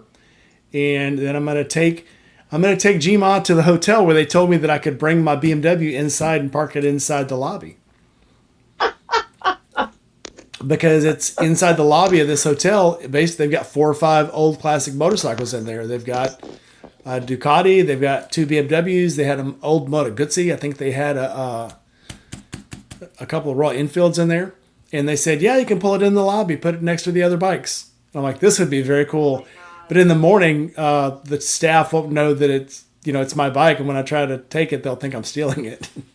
Or I could just go throw my leg over them old classic R32s and drive that out, and they'll never know. They'll never know. I'll just leave my bike here. Leave it for a couple weeks. They'll never know. Yeah, they kind of gave me a hard time for not going. I'm sorry. Joe Yeah, I don't feel bad at all. Screw it. Well, you're not going anyway, so I mean, if you were going, I'd go. If you were going, I'd go, but you won't. If you were going, I'd go. You backed out. So. Oh my God, I used an F-bomb. I'm so sorry. The words. Dang. It's okay. I already broke that cherry on this one. We're being a horrible influence on her. Oh my goodness. She's married to a sailor. There's no way you could de-influence that thing. Dude, But no, I mean, okay? I do feel a little bad, biker girl, about not going, but I don't feel bad enough to go. I'm gonna miss Joe and Amanda terribly. Because I love them. I've covered the people that matter. There's always something. There's always something, and you always want to be there, and you always want to support. But you always, too, have to look forward to these opportunities that may not present themselves again. Yeah, exactly. Exactly. And this, this is a one-in-a-lifetime opportunity. Yeah. Heck yeah, it is. Yeah. I'd love to be able to meet you guys up at Barber because I've never gotten a chance to go up there. I've seen pictures of it galore, and I mean, it looks beautiful, especially the museum part. I mean, I'd be right there in my zone there. But yep, you would. They have things. Not being right in the backyard, so to speak. Number one, I'm kind of obligated, and number two, I got to be a responsible adult and show up at work. So. They have things that you would never believe there. They've got a Ducati lawnmower, a Ducati jet ski. They had, again, things you'd never believe. I'll take pictures for you, Joe. So it's like, all right. Me too. I sent you that link, by the way. And they've got some cars in there too. They've got some old classic race cars and stuff, and some old roadsters. Yeah. In the very bottom, in the basement, they have the garage where they're still fixing things up down there. So you can look over the barricades, and they're working on things, trying to get them museum ready. So for Barber, in case you all guys don't know, anything that's in Barber, you could pull right off the wall and start. It all runs. They're all ready to run. If they're not ready to run, they don't go in the museum. That's awesome. They've got... Maybe. It's that way at Wheels Through Time, too.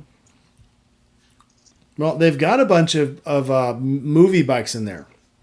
They were made for movies, and then they bought them. So Barber, where Barber is, used to be George's only motorcycle factory. And I can't remember the name of the bike they built there, but it was like this weird bike by a dude that used to race in the GP series. And he decided to make his own motorcycle and sell his own motorcycle. And I think they sold something like maybe 500. And it kind of went out, but they still had all this square footage, and the dude was rich already, so he decided, I'm just going to make a motorcycle museum. So they've got a few of those bikes, and the bikes he was building were like race bikes. So they've got a bunch of those bikes in there. Then they've got all these other bikes that this garage had built for movies. So they took like an old Honda, 300, built this futuristic frame and all this bodywork on it and put it into like these movies about living in the future. And they've got 4 or 5 of them that are entirely chrome, and they're built on like a Honda Dream frame. but they look like these turbo laser bikes, and they're just stupid looking. But yeah, there's lots of cool stuff to see, and it's ever changing also. So maybe Weems's bike will be in there. It's gonna be a trip. We went probably about 3 years ago. We were in the building for 4 hours. Probably didn't see but 2.5 floors of the 5 floors that are there. 5 floors. Yes. That's something. See, I knew I've looked at going to Barber, and I've kind of daydreamed about putting together like a long weekender to go up there or something like that. I knew that was going to be a 2-day thing for me, probably longer if you know the truth. Yep. Because it's just that's like my nerd Valhalla right there. Oh yeah. Yeah, they've got the whole center. They've got 2 stacks, and they're fixed up like Hot Wheels, so like little Hot Wheels plastic bubble wraps that the bike is in. The whole inside on both sides of the elevator have those, so it looks like you're looking at these Hot Wheels packages. They're very cool, but they're motorcycles. Absolutely cool. Yeah, one of these days. Turbos and lasers, yes. One of these days files. Sick Bastard has a question. Sick Bastard has a question on topic. What's his off topic? Yes, we're off topic. They have the bikes from Battlestar Galactica. Remember the Battlestar Galactica Harleys they had when Battlestar Galactica came to Earth? I never saw that. It was the final series is they finally made it to Earth. And you'll remember it if you saw it. Wolfman Jack was in it. It was a 4-part miniseries. They finally made it back to Earth. And they had these 2 Harleys that they rode around in the movie. Yeah, look it up. Look up the Battlestar Galactica Harleys. And they're badass. They were very cool. They were like golden looking, gold chrome. But it was 2 Harleys that they had. So both of those bikes are in there. Do you remember Battlestar Galactica when they rode Harley? No. What episode was it? It was the 4-part miniseries when they finally got back to Turbine Earth. bikes. Oh wow. 4-part miniseries, and then they came to Earth. They finally made it to Earth. Oh, those are cool. They finally made it to Earth. And then they rode motorcycles. So the answer is, if it was the early Battlestar Galactica, which I assume this is. Yes, the 70th version, yes. Let me So they were built off the Yamaha MX-175s. Was it okay? Well, they look okay. So there were Yamahas in, but they're there Oh yes, either I way. watched every one. Yeah. Cool. They're so funny looking. But they're very cool, though. They're very cool. Wow. My nerd motorcycle moment for me was whenever I was a kid. I mean, like B-rate movie, but y'all remember that movie Megaforce where it had the Yes. flying motorcycle that turned into a helicopter? Yeah. Yeah, Yeah. I was like, and it's got missiles and shit. Yes! Oh, mine was Street Hawk with Rex Smith, ultimate I bike, remember Street Hawk. Yeah. and then what was the Delta Force that had the bike that whenever you popped a wheelie, it would shoot rockets. Oh yeah. Stupid shit, but it's so cool. Right? Anyhow, Oh, camp out Yeah, T-shirts, we- pre-orders. I don't know. we need to get together and we need to talk about this Daytona ride coming in the springtime, and then we need to figure out when we can all get together and go up to Barber. Yep. And, basically just be general pains in the asses. Yeah, it's only 4 hours from me, so if you guys go, I'm there. All right. I just got to figure out some time whenever I can leave everybody unsupervised. And we'll go to Buc-ee's. Oh, that's a given. Very unbikerish. And I don't know what bikers have against Buc-ee's. Buc-ee's is freaking awesome, especially for motorcycle riders in the winter. Right? Yes, because it's like they give you your own bathroom. I'm surprised there's not a sink in the toilet stalls at Buc-ee's because the damn things are so big. And they've got like 5 hooks on the back of the door where you can take your helmet off and all your winter gear and everything and just hang it up and basically just take a nap in the toilet stall. And it's a full stall. It's a full room. It's not a stall. It's a room. So yes. The first time we ever had the experience of Buc-ee's, we were driving down. Actually, it's when we moved the house down here from Tennessee. First time we ever stopped at Buc-ee's, And man, we were there for probably a good 3-4 hours. But we're just walking around like, man, this is the coolest shit we've ever seen. There's a lot to see. Well, I saw another biker talking about how they didn't like Buc-ee's because they wouldn't let you eat inside. There's no place to eat inside.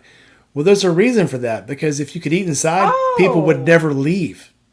Yeah, I know who that was. So yeah, I've stopped there 3 times on a motorcycle at the ones that we're going to, the one in Leeds, and I've always went out to the bike, sat on the bike like a little table, and ate on the back of the bike because I've had my little cup holder. I've got my huge ass tank to eat off of. That's my table. So it's like no problem. I mean, shit. Come prepared. As long as they let me use the bathroom, it's all good. Yeah, after that big ass. Always overlooks the Walt Disney World official picnic table, i.e., the trash cans with a flat top on them. I mean, I use those too. Yep, I have been known to use those as well. Well, they do have the little dog walk area because they have benches in there. Yeah, they have benches out there. They have tables. They're for sale. That don't mean you can't sit on them and eat. I mean, Buc-ee's always has big benches and barbecue pits, and the big with the yard fire pits. They've got places to sit. Just not inside, because if they did, people would never leave. There's already at any time there's 100 people inside that store. If you had a place to sit, people would never leave. My cat just scared the crap out of me. Exhibited by the cat. Your tiny overlord is making demands of you. Worship me, He human. scared It's me what they to do. death. I was like, what the heck is rocking my chair? And it was the cat climbing up the back. Yeah, Drew says sit backwards on the bike and eat off the top box. Yeah, there you go. Yep. Yeah. There's an idea. Set to That'll go. work. Or off the passenger seat if you've got one. You're set. I mean, you can't mess this shit up. I don't have a passenger seat. I do. But I did find out When I didn't used to click and pop so bad, I'd sit there and I'd turn around backwards, use the back seat for a picnic table, turn around forwards, kick my feet up on the handlebar, wrap myself up in a friggin' sleeping bag. That'd be where I'd sleep at, I remember those I can't days. do that anymore. I can't me even think neither. about doing that anymore. Something hurts. Nope, I need a well balanced bed now. I can't sleep on the back of a motorcycle anymore. Yeah. Although me and the wife were talking about it, way before her wreck happened and all that stuff. When camp out time comes around and stuff like that, tent camping is going to be just a fond memory for us because we're too old and busted up for that shit anymore. I don't mind sleeping on the ground as long as it's not cold. And if it is cold, I need some blankets under me. But I actually sleep pretty good on hard surfaces, just not roots and rocks. Right. I do have And no a fire ants. foldable cot. It fits right into my saddlebag, and it keeps me about 6 inches off the ground. I did get it a couple years ago, but since the wreck, I've used it, and I got to tell you what, I would camp. Maybe not nearly as much as I ever used to, but I would camp with that cot. I have thought You're about gonna that have to for send the me a big link one. to that. That sounds like an idea. Yeah, I will. I've seen those. The big one. So I've got a smaller. Actually, I should have 3 tents now. One that always stays at Forgotten Angels, the really small one, and then I've got a medium sized one for when I go out by myself, and then I've got the big the tent in my hall that I use when Diana goes with me. So yeah, for those cots though, would fit really good inside the big tent, and they're cool. Keep you off the ground. Yeah. Keep the bugs off of you. I didn't know. You can just roll and put your knee down, and that way you're not trying to get up and off of the ground. It Yeah. makes it a lot easier. This last camp out, we experimented with an air mattress that goes inside of our tent, and it just barely fit inside the tent, and that was a lot better, but still not optimal. No. She's not going to be able to camp this time, Joe. Yeah, and that's more stuff on a bike. That's just more shit to carry on a bike. I mean, if you're now a lot of people like the ones that come down from Ohio, they bring trucks, so they've got room for all that shit. Yeah. So so like when Sammy comes down, she brings the truck with the bikes in the back, and they have the huge blow up mattress inside their tent too. But it's like you don't have room for that on a motorcycle. And last was it? Well, yeah, it was this spring. I think it was John Stanley when he come down from Uh, man, I want to say he rode down from Michigan, I think. I may be wrong on that, but dude drives down on a 900 volt. Oh. He's got so much shit strapped to the back of this. His bundle that's on the sissy bar and the back seat and everything was as big as the entire motorcycle. And I'm like, I think I remember him. Props to you. Yeah, you know who I'm talking Yeah, about. I do. He's about my size. Yeah, good dude, man. But, I seen everything that he had strapped on that bike. I'm like, mother of God, you must have stock in a bungee cord company. I don't know. At one point, that is so much top weight that's my big concern. Is I always worry about how much top weight you're putting on something, and that was one of the other reasons with going to the Road King, because the Dyna, the more stuff I'd load on it, the taller the load would get, and it just gets tippy. and you wear your back tire right. out. Yeah. Yeah. Speaking of top weight. That's a big reason why I did the Harley wheel swap on the Roadstar, is where I could put a tire on there that had a higher load rating. Because, whenever I put the tour pack and the hard bags and stuff, and then whenever we'd load all of our crap in there, it you could feel it. It was definitely pushing the limits of what the skinny tire was able to deal with. Yeah. I like my Hilton Garden Inn. I'll stick with that. I'm always comfortable. Well, we're going to be classic on this one. We're actually staying in a hotel when we go to Barber. The closest tent camp to it was I can't remember the name of it, but it made it sound like it was like a kids camp. And there were two of them, and they were still like 30 minutes away. So it's like, do I risk going there and it's not really a camp? I mean, if it was a KOA, I wouldn't doubt it. If it was a KOA, I'd be like, yeah, KOA is cool. I'll grab a cabin. I can do a tent. But right. Not knowing what's there, no. We've just never done was do something with KOA. KOAs are awesome. Yeah. They're amazing. Yeah. Except for they're always gravel, Yeah. And it's kind of a bitch, but you get what you get. Yeah. Well, when The nice part about if I drop my bike in the gravel, everybody's pretty invested in getting me out of their way. If I'd be in a KOA situation, somebody would help me get the damn bike picked up, get me out of their way. Yeah. KOAs always have laundry facilities, really nice showers, really nice warm bathrooms. They're primo. And then some of them have pools and stuff. So KOAs are always nice to stay in. The worst camping place, and so when we went to Land Between the Lakes, and I'm sure they thought they were doing us a favor, but the camp pits we had fresh gravel in them. And fresh gravel is like sharp as shit for one, and always cuts holes in your tent. So we had put tarps down, and luckily we did, because it tore holes in the tarp and not the tent. So it was the granite gravel that's really shiny and looks like it has bits of glass in it. Yeah, it's got all the little speckles. Yeah. And we had put two layers of tarp down, and it just sliced the crap out of it. We threw them away when we were done. I'm still amazed it didn't cut all the way through the tent. Should have threw dirt on it. And they had ants. Fucking ants. I mean, damn ants. You missed my bloody bandages early, biker girl. Oh, yeah. What? I finally pulled it off. I still got a bloody spot on my chin.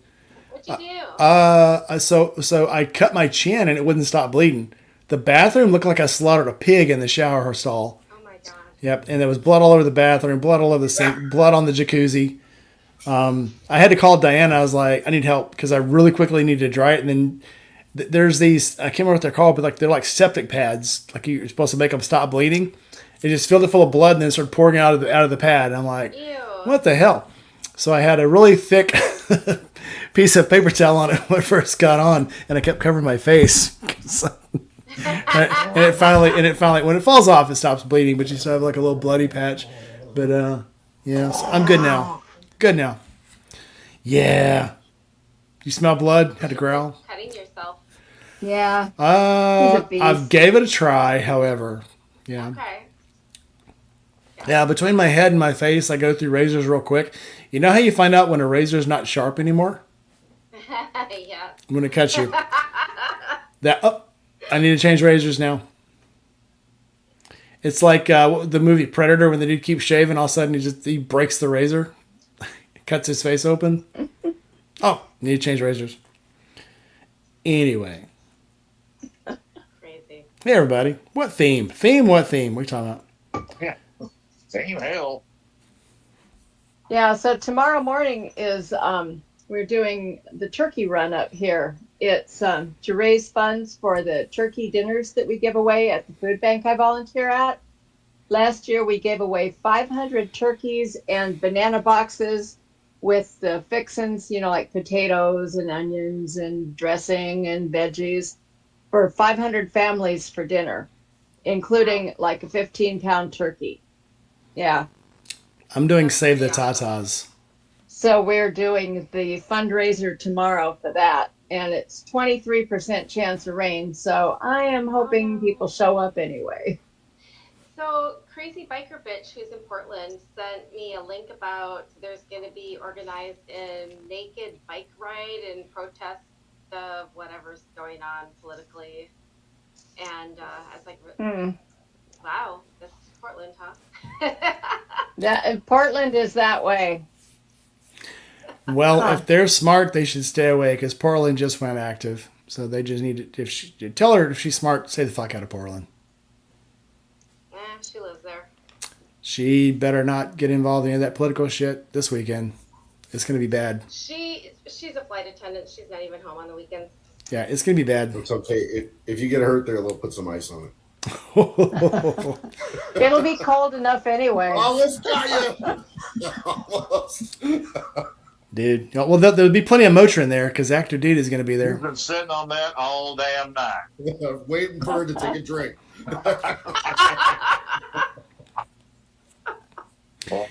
Anyway, I'll be doing the Save the Tatas run tomorrow. There's a bike ride up at Southern Thunder. Save the Tatas. I ordered a t-shirt for it, but it won't be here in time. I ordered a shirt for me and my wife. It's 2 baseballs. It says Save Second Base. And Nice.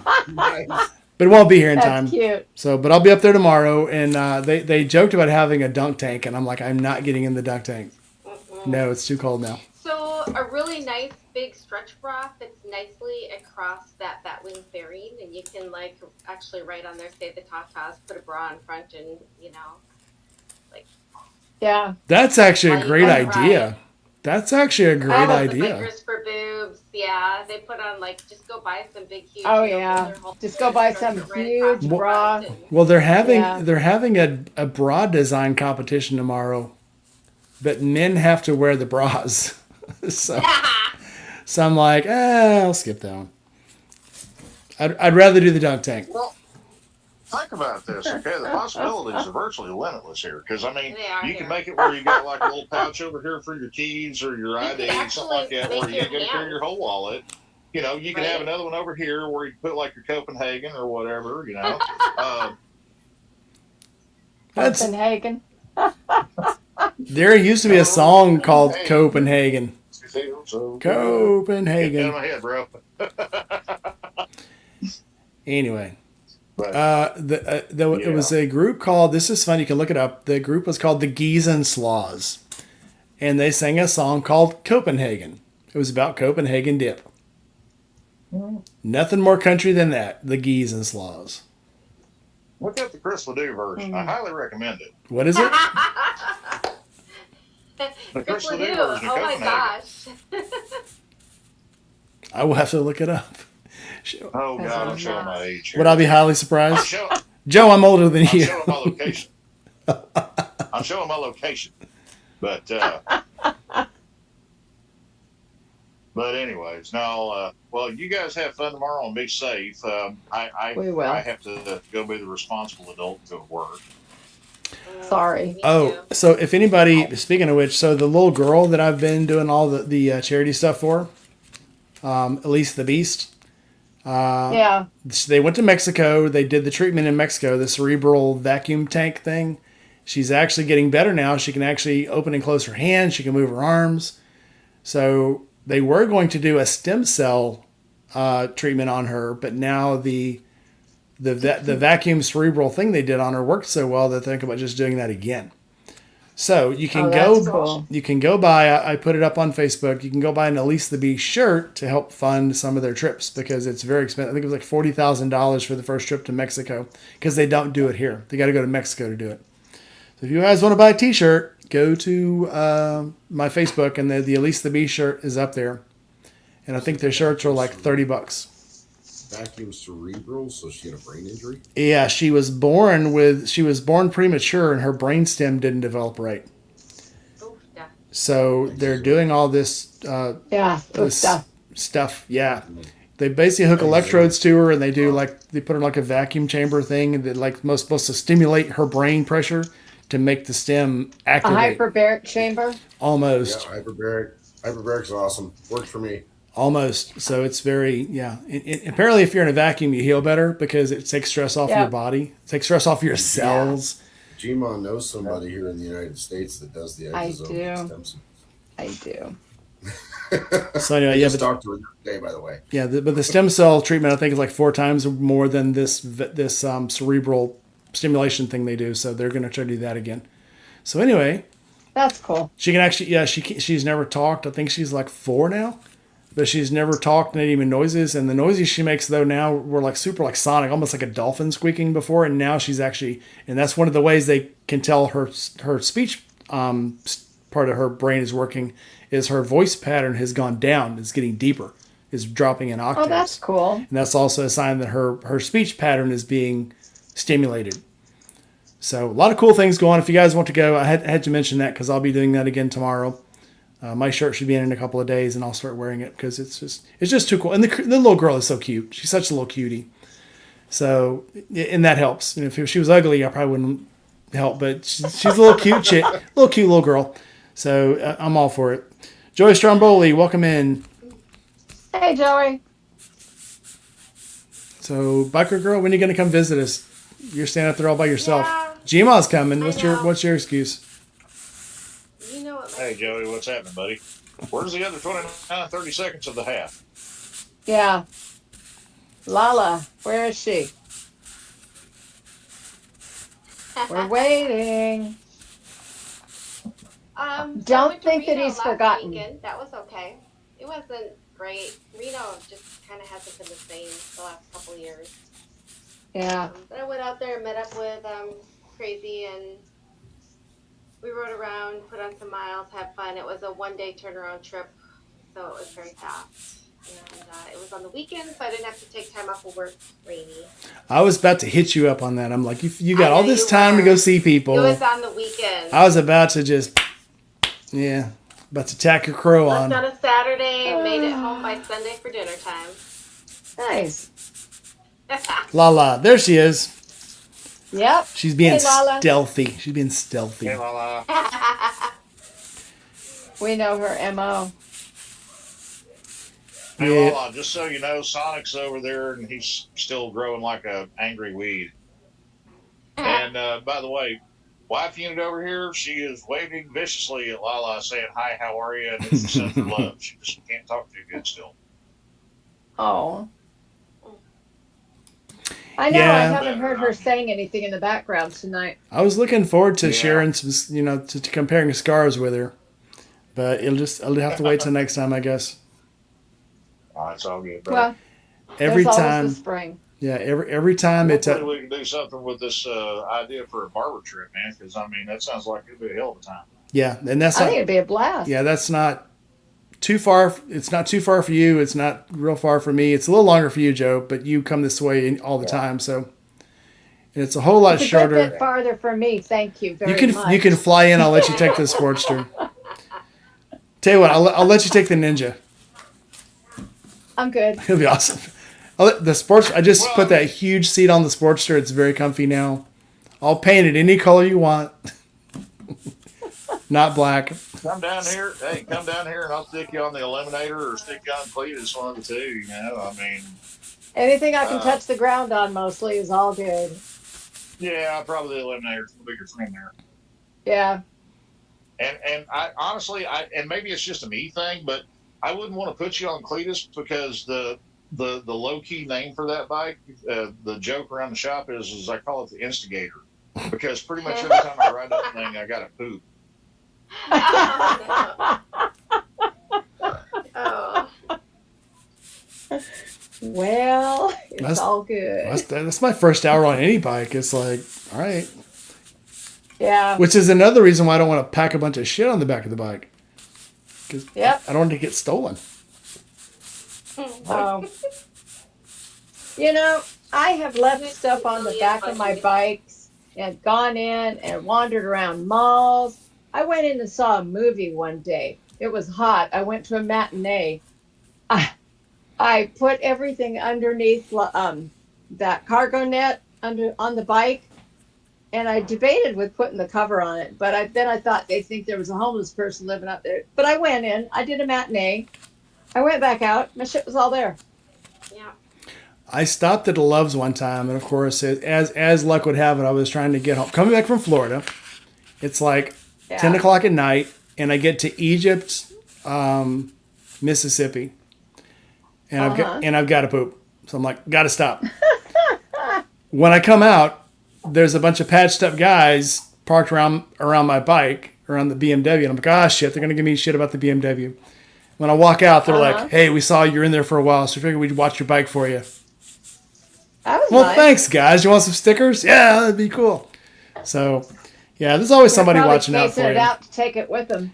No, they were like, I there were probably like I had 5 totally of them. forgotten So, about this, but whenever I went up to North Carolina a few months back, I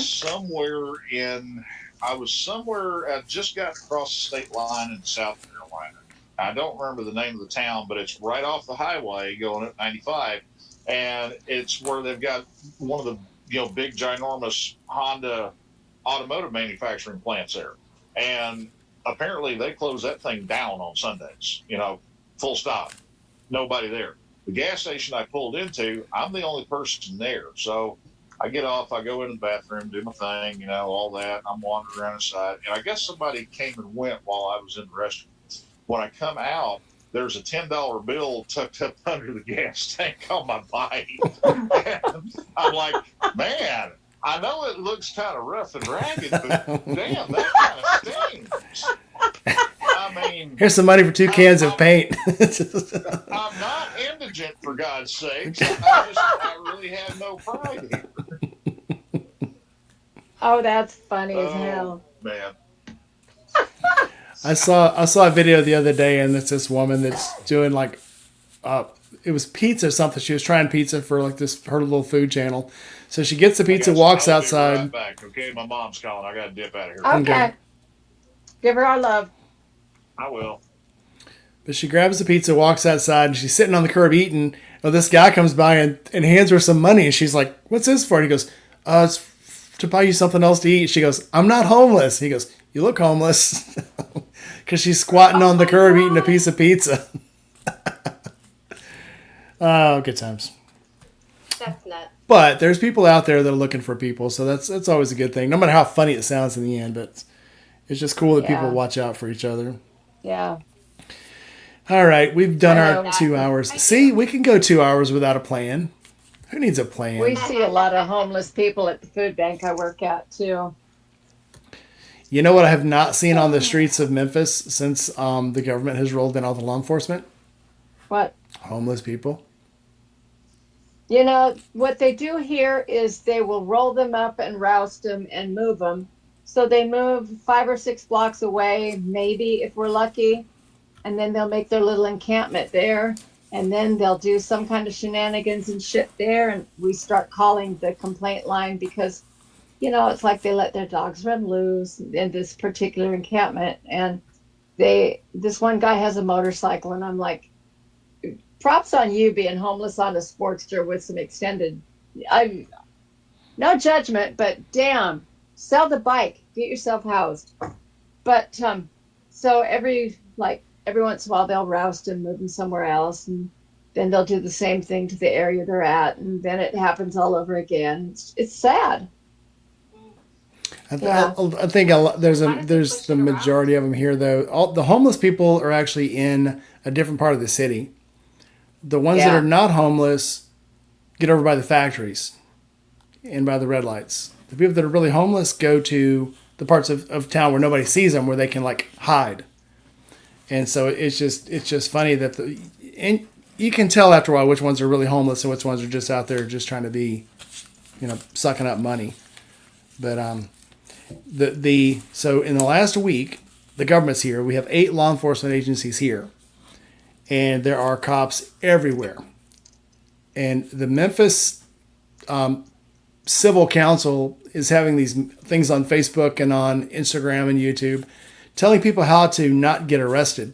And it's the funniest thing, because I watched one and the guy goes, well, and this is a city council member telling the people on YouTube, well, I know, nobody likes wearing their seatbelts, but, for the next couple weeks, everybody try to wear your seatbelts.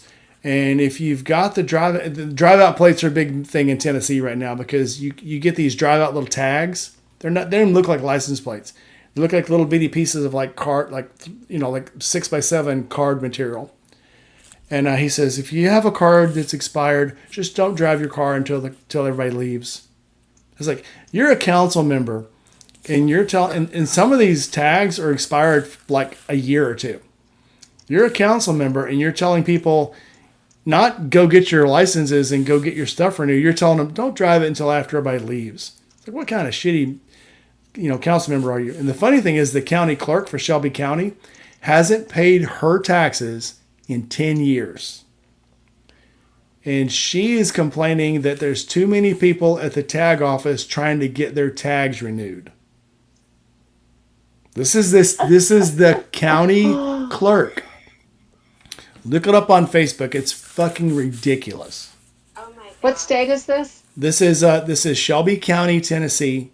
Look up the Shelby County, Tennessee county clerk. There is so much dirt coming out on her right now. But There's so much I could say about this. But she hasn't paid her own taxes in 10 years. And is telling people stop crowding the pass office. Without saying what I do for a living, I could say a whole bunch of things right now. Yeah. I'm like, so, but to me, it's like, okay. They outlawed making people work for free a long time ago. Dude, well, she sure ain't doing nothing. Well, in the last 2 weeks, they have been beating the hell out of her on social media because all this comes to light. And it's like, it was a known thing. There were not a lot of people getting their tags because Tennessee, it's, they complain about the DMV everywhere. It's a funny thing. But when you go to the DMV and the county clerk is telling you stop coming to the DMV, when they know probably 25% of the cars on the road have expired tags, that's a whole new ball of stupid. And then you find out she hasn't paid her taxes either, so it gets pretty dumb. That's awesome. A whole different level of lazy. Oh yeah, a whole level of corruption right there. I'm telling you. Well, I told you about getting pulled over a couple weeks ago, right? Not for speeding, strangely enough. I don't believe you. But I know. So the guy comes up and he goes, your tags are really out of date. And I'm like, no, they're not. Well, no, they're not. They're due this month. I'm, on my way to get them right now, officer. He's like, no. I get off the bike. I go, look, sure as shit. My tags are for 10 years ago. I never took the little peely thing off stack. And put the fresh one on. Yeah. Well, apparently somebody stole the stack or it fell off because it was tagged for 2012, 2015, I think it was. Yeah. Oh. Yep. I keep moving my tags. Yeah. Yeah. I'll move my. I got to remember when I do my tags to start getting rid of the one before, though. Well, the military could have been ugly. The military window tags. If you try to peel them off, they disintegrate. They have all these little micro cuts in them. Yeah. And if you try to take them off, it shatters into glitter. Oh, so you mean slice them when I put them on so nobody can peel them back off? No, this is how they come off the thing. When they put them on, when you take them off, they're on the sheet, you put them on, pull the sheet off. And if you ever try to move them, they disintegrate. Nice. But you could do that too, micro cut them and stuff. But yeah, I've got a stack on mine. That's how I know when to change my plates because I keep moving my plates from bike to bike to bike. And then when I have a little skyscraper on there, then it's time to change plates. Yeah, you get in a lot of trouble for swapping plates on bikes in Washington. They really frown. Oh, I don't on mean that. like that. I'm talking about when I sell a bike, I'll take the tag off of it because I've got military plates. I've got veteran plates. Oh, yeah. Yeah. So I'll take it off of one bike when I sell it, put it on the other one. Yeah, see, I don't sell bikes anyway, so. Well, I have 3 bikes in the garage right now, either. and that's probably if I had a bigger garage, it wouldn't be a problem. I think that's the only reason that I Dinah just gives always me. need spares. Yeah. Yeah, Dinah doesn't tell me we can't afford it. She says we can't fit one in the garage. So that's what's like. Okay, I Yeah. got to sell one of these. That's what living rooms are. Well, yeah. I agree, Doug. I totally agree. Then I need a bigger living room now. That was the point of the bigger garage, but that just filled up with bikes and trucks and everything else. Well, if I can get rid of that Power Wheels, I'd have room for at least one. I have a great idea. So when Gma comes, if I can make room enough to get her bike in, that means I can get another bike in the garage. There you go. Yes. See? Yes. Yeah. Okay. Yep. No, I gotta get rid of the Ninja. I'm not doing anything Well, with Jerry it. was asking you what you wanted for it, and you never answered him. $1,000. Okay. $1,000 and it's gone. All right. Well, we've gone a little over tonight. We made 2 hours with no plan at all, except let people talk, and I think that worked really well. We'll try to have a plan for next week. We'll try. Maybe. No? Next week? Oh, yeah. We'll talk about it. Yeah, we'll come up with something for next week. We We'll can talk talk about about, am I ready to go yet? Am I like You'll see me in the background packing stuff. Oh, I thought you meant like if I turn my life over to Jesus and I'm ready to die type things. Like you're not that Oh, old. no. You're not that old. No. Okay. None of that. All right. No. All right. Lala, what do you got? Shit. No, hang on. I can't do it yet. Gotta make room in the garage first. All right. Oh. So I got a possible change in plans on me now, so What? see what happens. Tell us. Well, they canceled everybody's leave that has to come to work, Oh. so Oh. we'll see what happens. that We'll blows. see what happens. How cool That is does that? blow. So yeah, it was one of those. Oh yeah, we're not going to pay you, but you're still going to come to work. What? Mhm. I did that. I did that for The there state was. did that to us once, Yeah, too. this is my third one. Well, you know what's funny They called them is furlough days. well they said we've never shut the government down and we've never had no pay days. I was like, I promise you there have been because I've lived through them. I was deployed for 2 of them, and I was on. I remember those. Yeah, you still had to show up. You did. There was no. Yeah, I still went to work. Yep. Yeah, The craziest people still needed medicated. yeah. I went. We still needed gate guards. I showed up. I was there. Well, they keep talking about the controllers, but they don't talk about what the controllers use. Yeah. So I'm like, maybe we'll be able to get out of here. No, not a chance. A Volusia. I do like Volusias. My favorite bike ever was a bike that was not mine. It was a Honda Magna that was my father-in-law's, and he would let me ride it. And that bike, probably because it wasn't mine, and whenever I got to ride it, it was kind of a treat. That was actually my favorite bike. It was a 4-cylinder. It was actually pretty badass. It What wasn't was me. that noise? Wasn't me. Wasn't me. It's a ghost. I'm the only person here. It better not have been from my house. It wasn't me. I have no idea. It was Biker Terry? Girl. It was Biker Girl's hub. All right, let's go ahead and go through final thoughts here. Doug, you can go first because you never have any thoughts. I tried.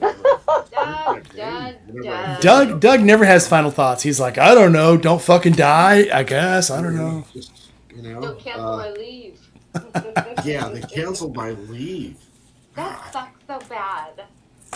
Now, you know what? Like I said, it's third one, and it's for a good cause. So, they'll shrink our taxes down, hopefully, from it. So, we'll see what happens. But I'm kind of neutral on the whole thing. Final thoughts: go through your bike before you do this trip. Make sure everything's good, and then have a second person take a look at it as well.